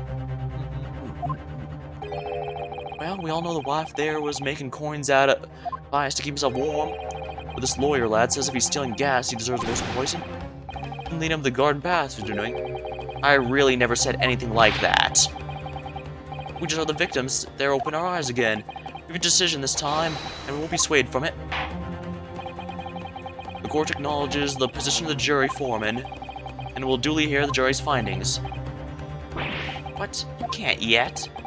Ladies and gentlemen of the jury, you'll state your decisions now. Guilty. Guilty. Guilty. Guilty. Guilty.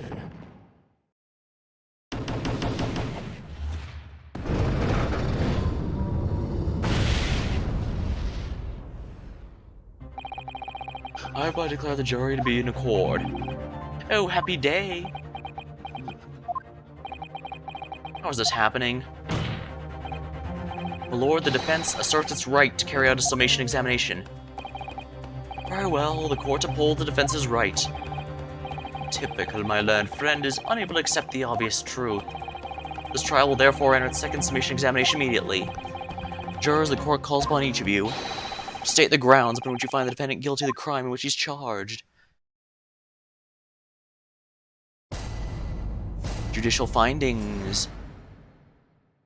The jurors' contentions. A man of logic, me, having considered all the evidence, the defendant must have logically be guilty. Do agree the gas is far too expensive. I can quite understand why the man would want to avoid paying. The stuff explodes and can poison you. It's absolutely lethal, gas is. Gas doesn't come for free. It costs a fortune to deliver it around the city. Maintain the pipes. Truth be told, the tea my wife serves up for me is a little sketchy at times. Yeah, nothing else passed the victim's lips that night. There's no explanation, is there?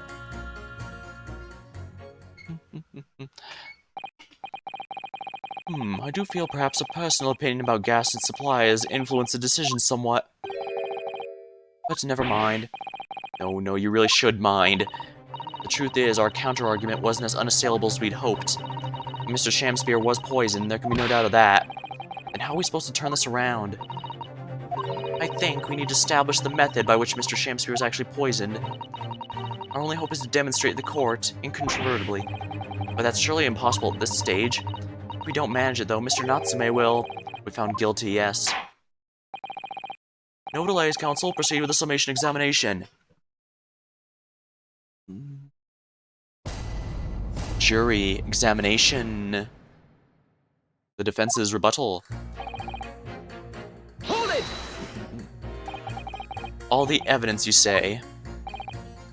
That's right, and there's no room for doubt. It's all pointing at the Japanese man with the big mustache, says the Englishman with the even bigger mustache. Which means we need to show the man some new evidence to make him change his mind. If only we had that kind of evidence. Don't worry, the summation examination's barely started, really. Perhaps there'll be a shift in the situation as it shows an existing piece of evidence in new light. Let's hope so. To start with, though, I need to find some way out of this deadlock. Hold it! Now, this isn't the time or place to be discussing the price of gas, madam. But really, think of the injustice. Air is gas, and gas is free. Air is free. Why is the Alamo gas cost money? It makes my blood boil. I can feel myself becoming more ruthless than ever. This isn't the time or place to be ruthless either. If I might interject here. Yes, madam. It seems my fellow juror takes issue with the price our company charges for gas. But it's precisely because of things like this, man, the cost goes up. Oh, what a beastly man. That unkempt mustache, those hunched shoulders, poisoning tea and stealing gas, utterly unforgivable. No, Mr. Natsume is not the one who's been stealing gas. I'll thank you not to be adding on more crimes. Mr. Natsume hasn't been poisoning tea either. Well, anyway, I've quite made up my mind. It's made up as the price of gas. Stuff explodes and poison you. It's absolutely lethal, I guess it is. Could we please talk about the poison rather than the gas, do you think, sir? Well, if you'd like. I mean, to be honest, I'd take poison over gas every time. You'd take poison? What? What I mean is, poison can only poison you. It doesn't explode, does it? Goodness me, what are you on about? Set him straight, please, lawyer man. Well, it's certainly true that poison isn't prone to exploding. but I do think you'll find poison also can't light or heat up a room. Ah, you're right. I hadn't considered that at all. Young lawyer man. Yes? You have a good head on your shoulders. We could use someone like you as our company's legal representative. Well, I wasn't expecting to pick up more business in the middle of a trial, that's for sure. Anyway, the point is, I haven't had the best experience with gas companies in the past.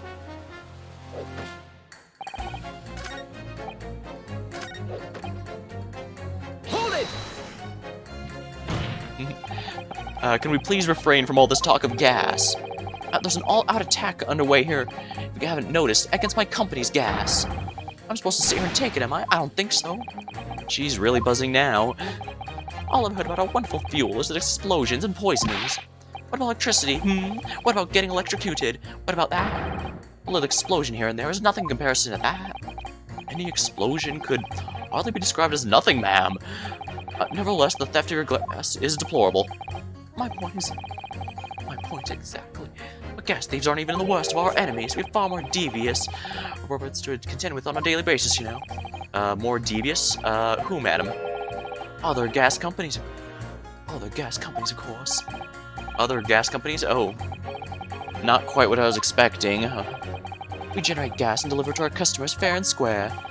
Indeed. Nobody's questioning that, madam. Altamont is an exemplary gas company. But there are other unscrupulous gas companies here in London that don't even have any gas at all. Wait, but if they don't have gas, how do they go about selling it to people? You wouldn't think it possible, would you? But they steal our gas, you see, and sell that. They steal your gas? How on earth is such a thing possible? Gas companies like ours deliver gas to people's homes from a network of pipes. Those devious people secretly disconnect our pipes and divert our gas to their own rotten pipes.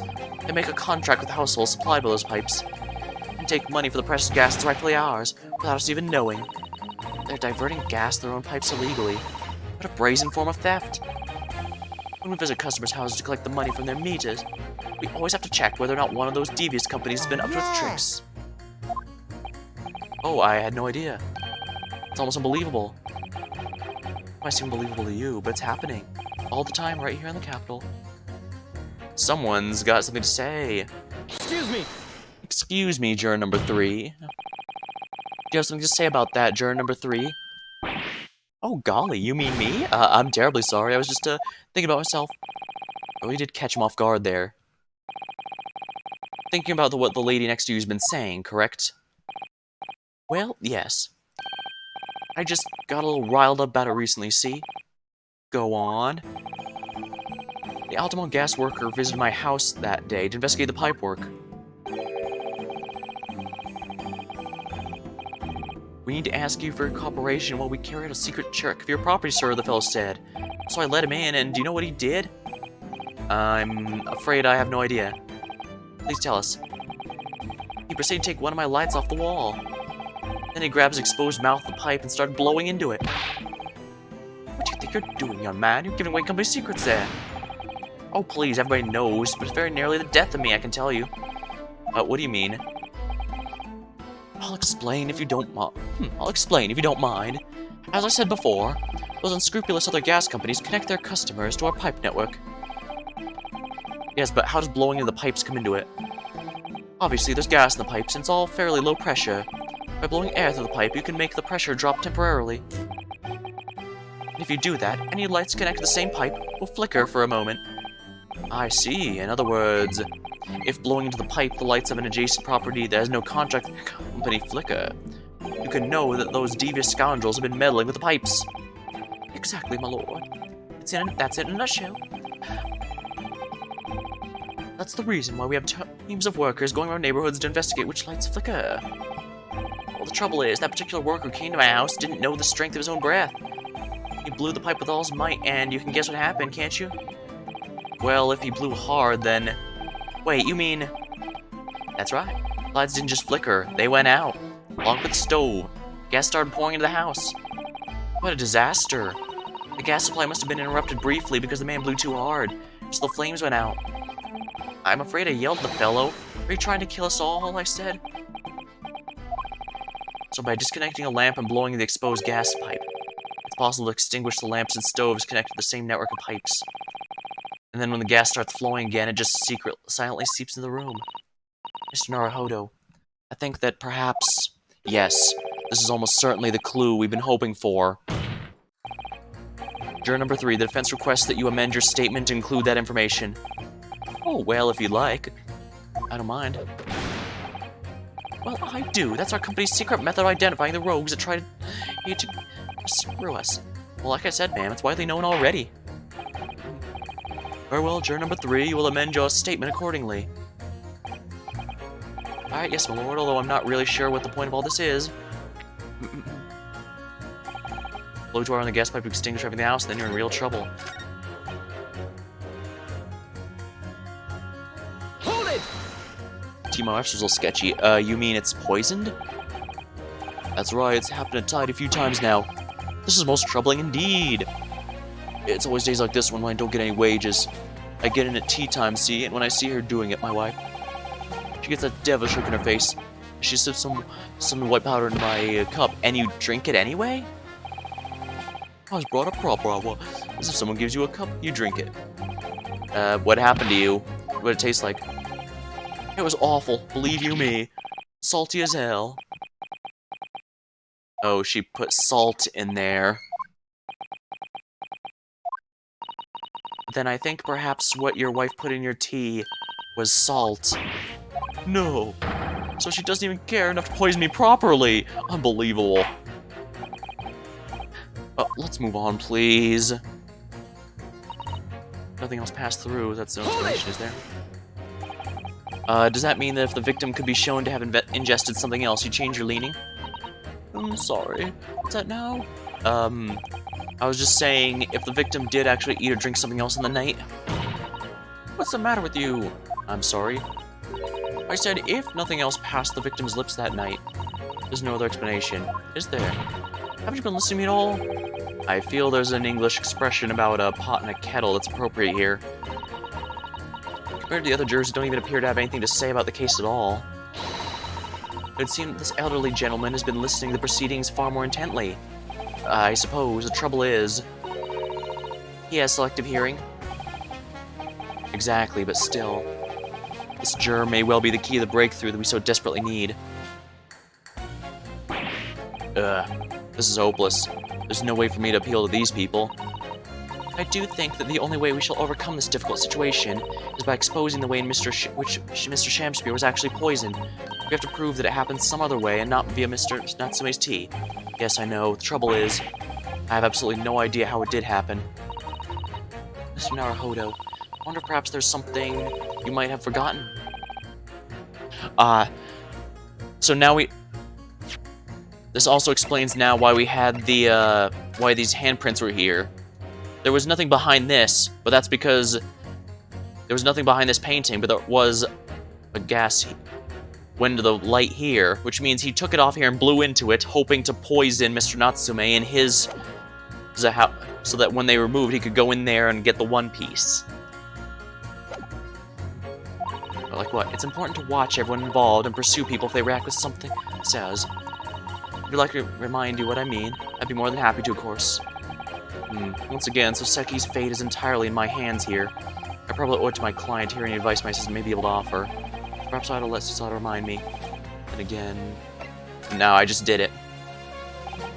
Actually, I don't think there's any need.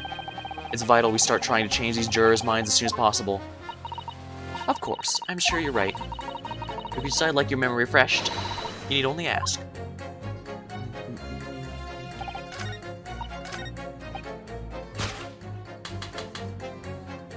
Objection! There we are. These two statements clearly contradict each other. Oh, good gracious. Whose statements do you refer, counsel? Juror number 6, did you hear what juror number 3 just said? What, of course. I heard him mumbling about something or other. So there is another explanation here, I believe. Something besides Mr. Natsume's tea did, in a matter of speaking, passed the victim's lips in the night in question. What? What explanation? I wonder, did the police check the mouth of the gas pipe feeding the wall light at the scene, to see if there were any traces of poison there? I was curious to see what your floundering would result in this time, but the mouth of a gas pipe? It's Scotland Yard have enough to do without exploring such irrelevance.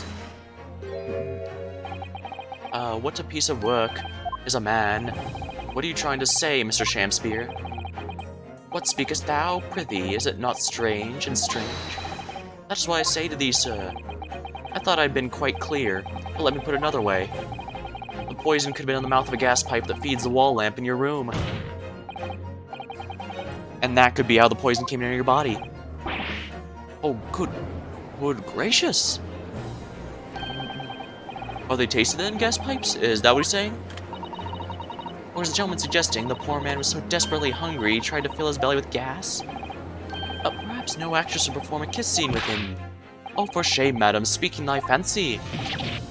I assure you, I'm not such a buffoon that I have to kiss pipes.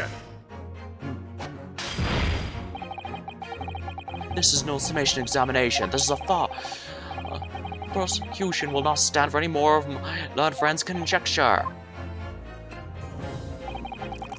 To begin with, the lamp in the victim's room is high on the wall. In order to place his lips to the pipe that feeds it, he would have to be on a contortionist. These are empty assertions. There's no possible proof, Mendy, as you say.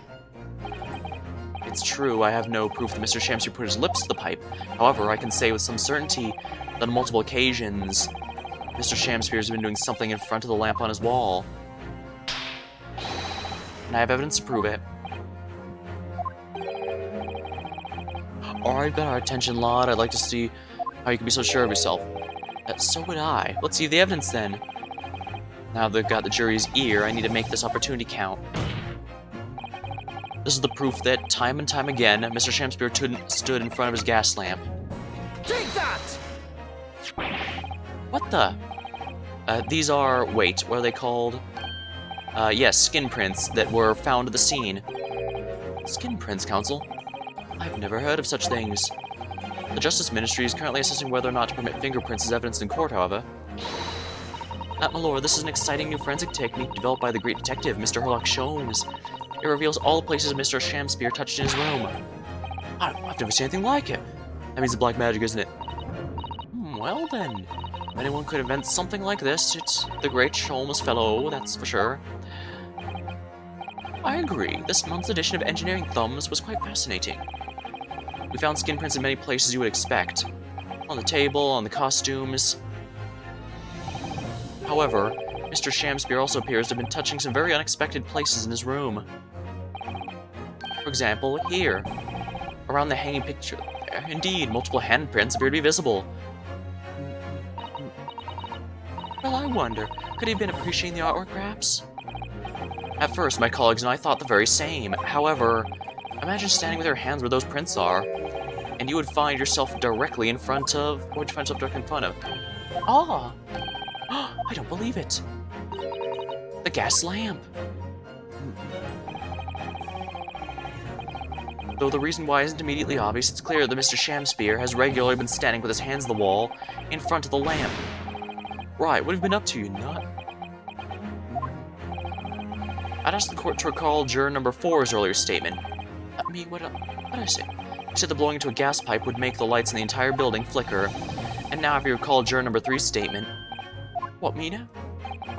When the gas worker visited his home blew with too much force in the pipe, it caused all the lights in the gas stove to go out, and gas to begin leaking into the rooms.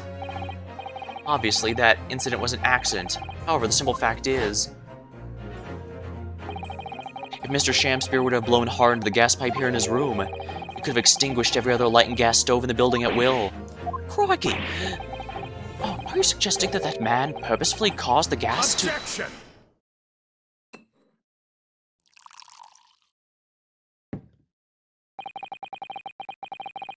Whilst I acknowledge the prosecution is required to remain silent during a summation examination, I must toast my learned friend utter disregard for the letter of the law.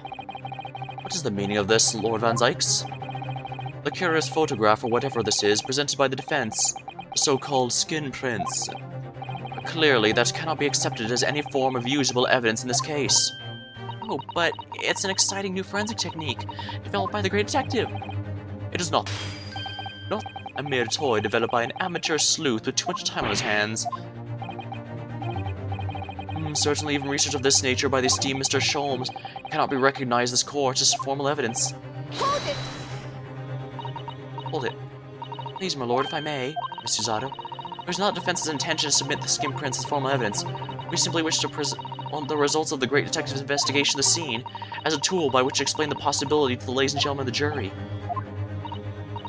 And if the trial were to come to an end now, we'll surely never learn the truth behind these mysterious handprints that everyone has now seen. I don't believe we can allow that to happen. I'm sure the jurors would agree.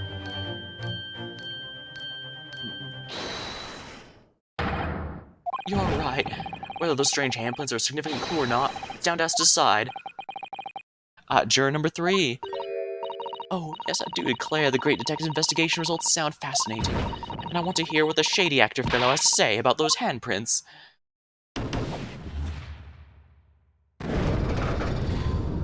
Well, that's 2 down, 2 more to go. What's the matter with you two? That was foolhardy. Well, I did say it, didn't I? And I don't like to break a promise. No, wait. Yours, lordship, it's not fair evidence. Well, if it's not fair evidence, it's all the more reason to investigate, don't you think? Oh, well done, Mr. Naruhodo. If just one more juror changes her mind, Mr. Natsume's trial will have to continue. Thank you, Mr. Zato, but I couldn't have done it without you. Oh no, as you identified the clue after all. It's very much your success. Why, Mr. Shamspear, you seem to be losing... Why, Mr. Shamspear, you appear to be losing your composure. Just one more juror, Mr. Naruhodo. You can do it. Very well, continue, counsel.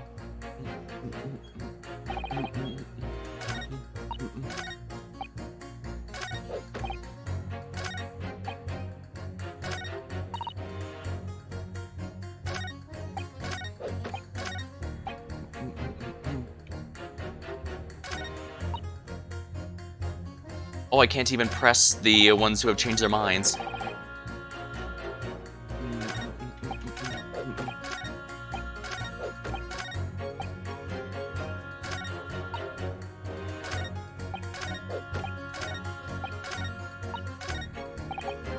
Hold it!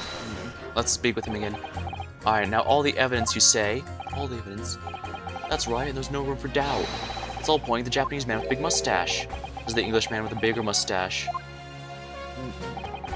Oh, but the defense just demonstrated another possible explanation for the events of the night in question. What do you make of that? What, your so-called skin prints? It's an exciting new forensic investigation technique, developed by the great detective himself. The numerous handprints on the wall are clearly out of the ordinary. And if Mr. Sholmes had indeed put his mouth to the gas pipe that night in question, it can't be denied there's a possibility that's where the poison was. Yes, I won't deny that it's playing on my mind. But the prosecution rightfully says we should pay no heed to unacceptable forms of evidence. Besides, yes, even if the fellow has been up to mischief with the gas pipe dozens of times before, that doesn't mean he's got up the same shenanigans that night in question, does it? Oh. If you can't make your case better than that, I'm afraid I can't change my stance. You make a valid point, sir. That's true. Perhaps a little hasty. No, wait. Look, you've got your chance here, haven't you? So it's time to prove your theory. You and your Japanese cohorts, can. Just leave our nationality out of this, please. Mr. Naruhodo, if we can't substantiate our position, I'm afraid the jurors that changed their minds before may very well change them back. What can I give? Is there any more proof here? Can I show that Mr. Shamspear really did blow down the gas pipe in the night in question?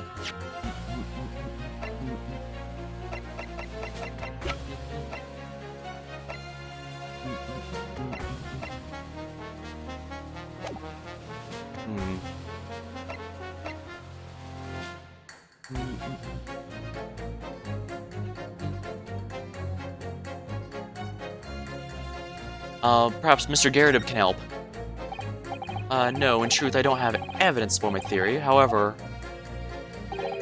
there is a witness testimony that could substantiate it. What's that? Testimony?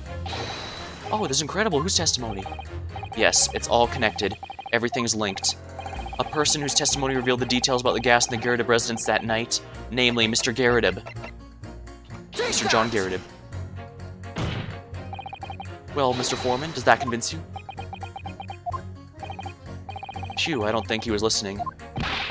Rest assured, counsel, I won't let nonsensical answers go without penalty. I thought I'd got away with it. A witness who spoke about the gas on the night in question. Yes, there was someone. That's what I thought too. But I obviously chose the wrong person. Okay, so they mean Mr. Natsume.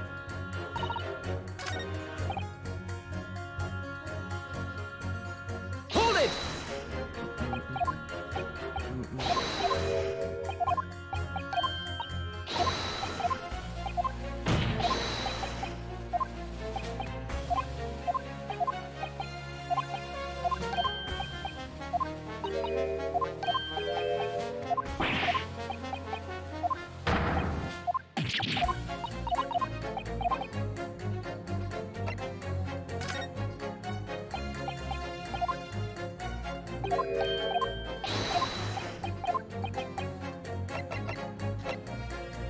Take that!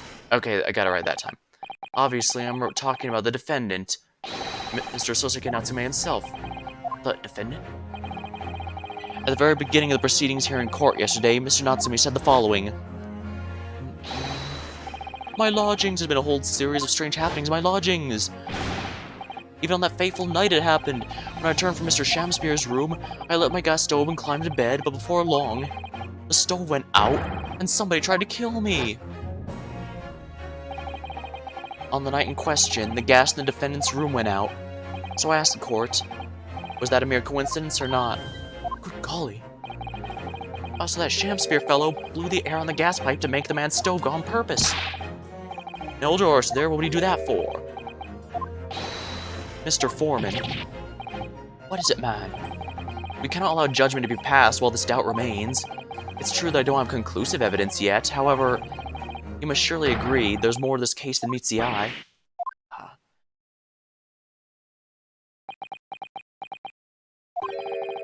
Fair enough. Like I said at the outset, I'm a man of logic, first and foremost.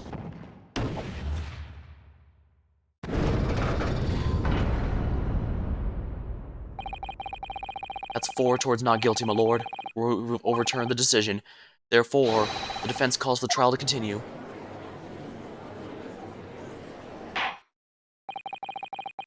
As the defense has rightfully indicated, the summation examination is concluded with the majority of jurors altering their decisions. 2 jury members now call guilty, 4 now call not guilty.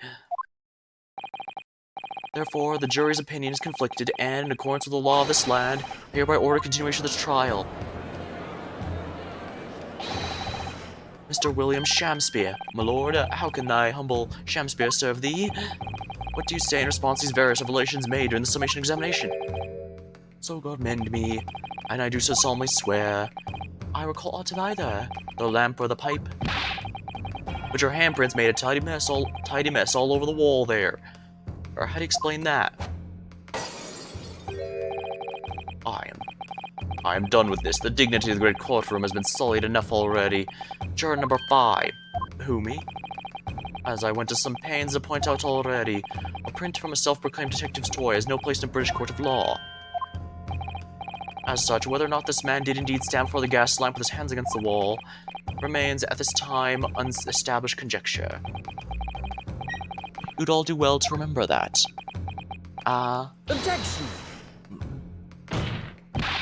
But the prosecution must concede that it would be extremely simple to verify. Just order the mouth of the gas pipe feeding that lamp in Mr. Shamspeare's room to be examined. If there are traces of poison there.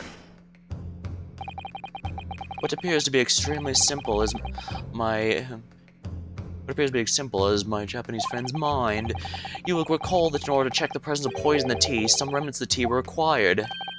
Yes. Therefore, it shouldn't be beyond your wit to imagine that even if poison were to have been spread on the pipe,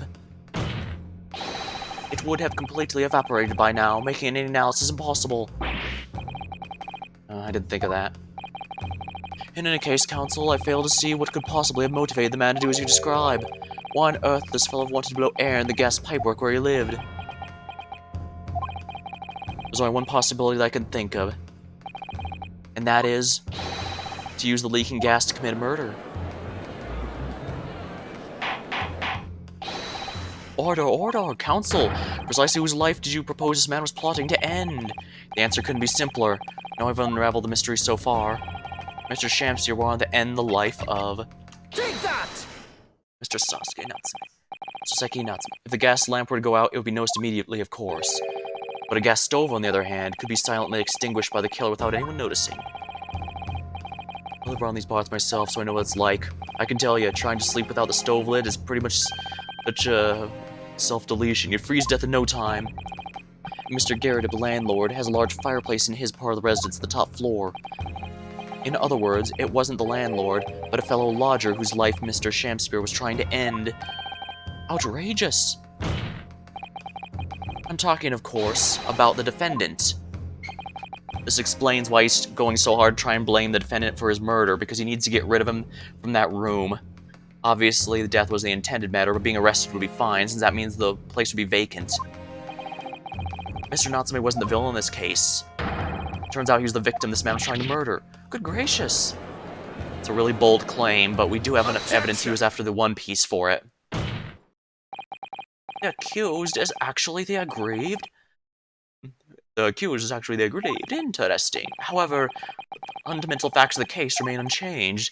Namely, that the accused is the aggressor here. How can you still claim that? Let's indulge in your fantasies for a moment and assume there was indeed poison on the mouth of the gas pipe. The question that then arises is who put it there? Who did put it there? The only logical conclusion is the person responsible was aware of this man's trickery with the gas supply and his intent to kill. Yeah, that's what I was thinking. And once we reveal the One Piece, they're going to say that Mr. Natsume was after that as well.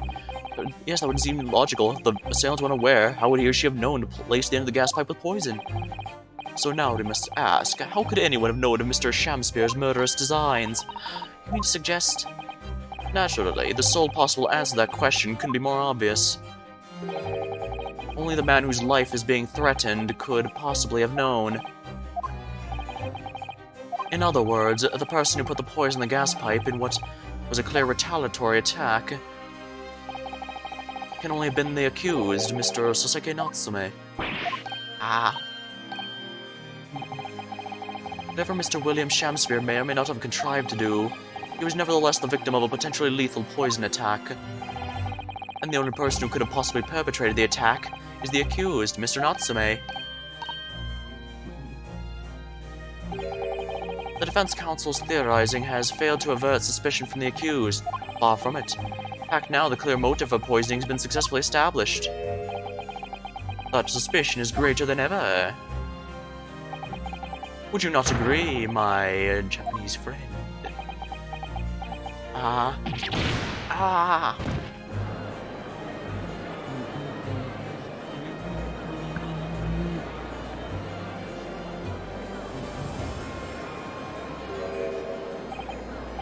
How did he manage to turn that around on me so rapidly?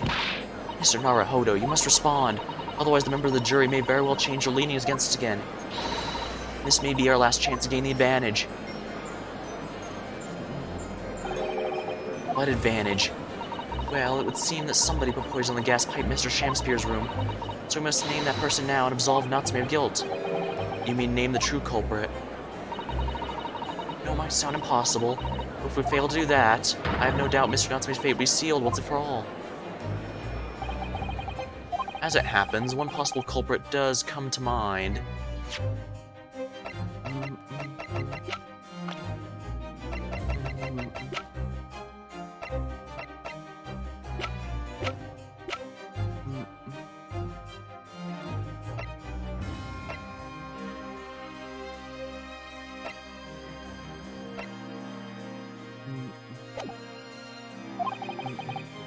The evidence, the poison, it's all pointing to one particular person now.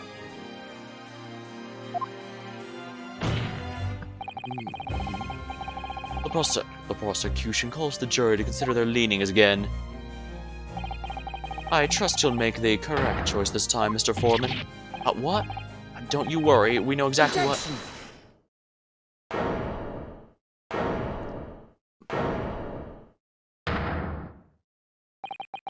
Well, there is one other person who I believe could have been involved in all this. The true culprit of this crime. The true culprit?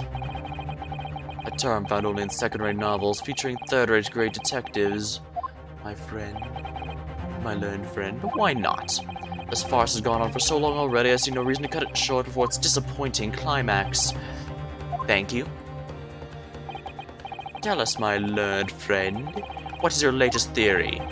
Who is the so-called true culprit of this crime?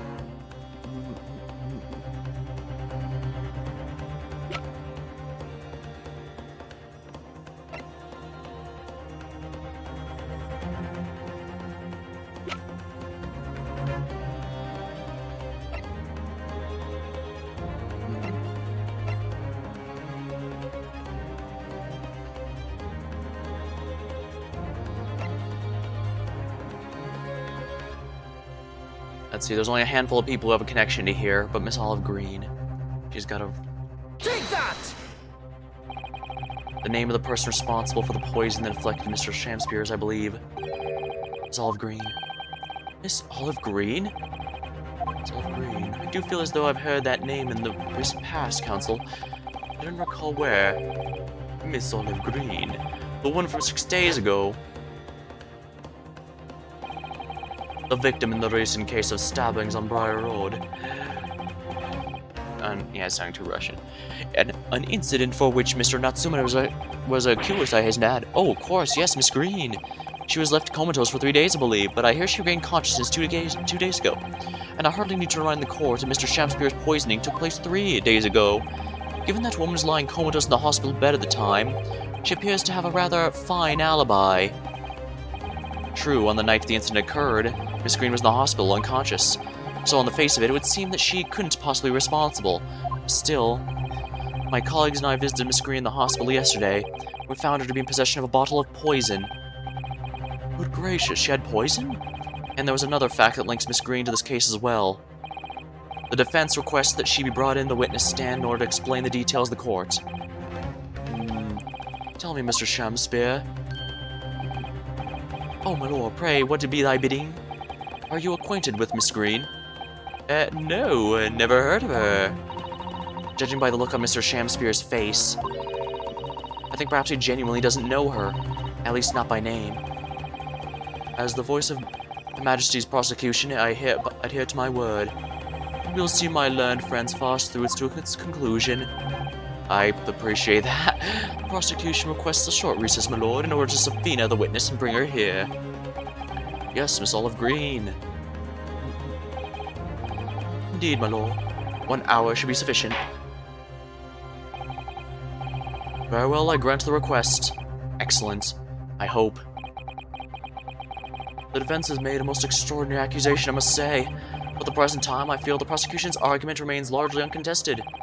Accordingly, I'm afraid the defendant and his culpability remain the sole subject of this court's attention. Thank you, counsels. We will reconvene in 1 hour. Court is adjourned.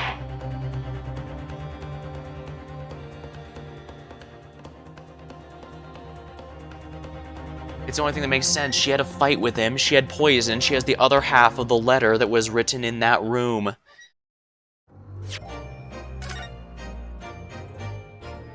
Unfortunately, as you probably noticed in that case, there are a few times where it's pretty clear what kind of direction they want to go, but they do give a bit, they do drag it out a bit, but this game isn't nearly as bad as it used to be in the older games, so I do appreciate that.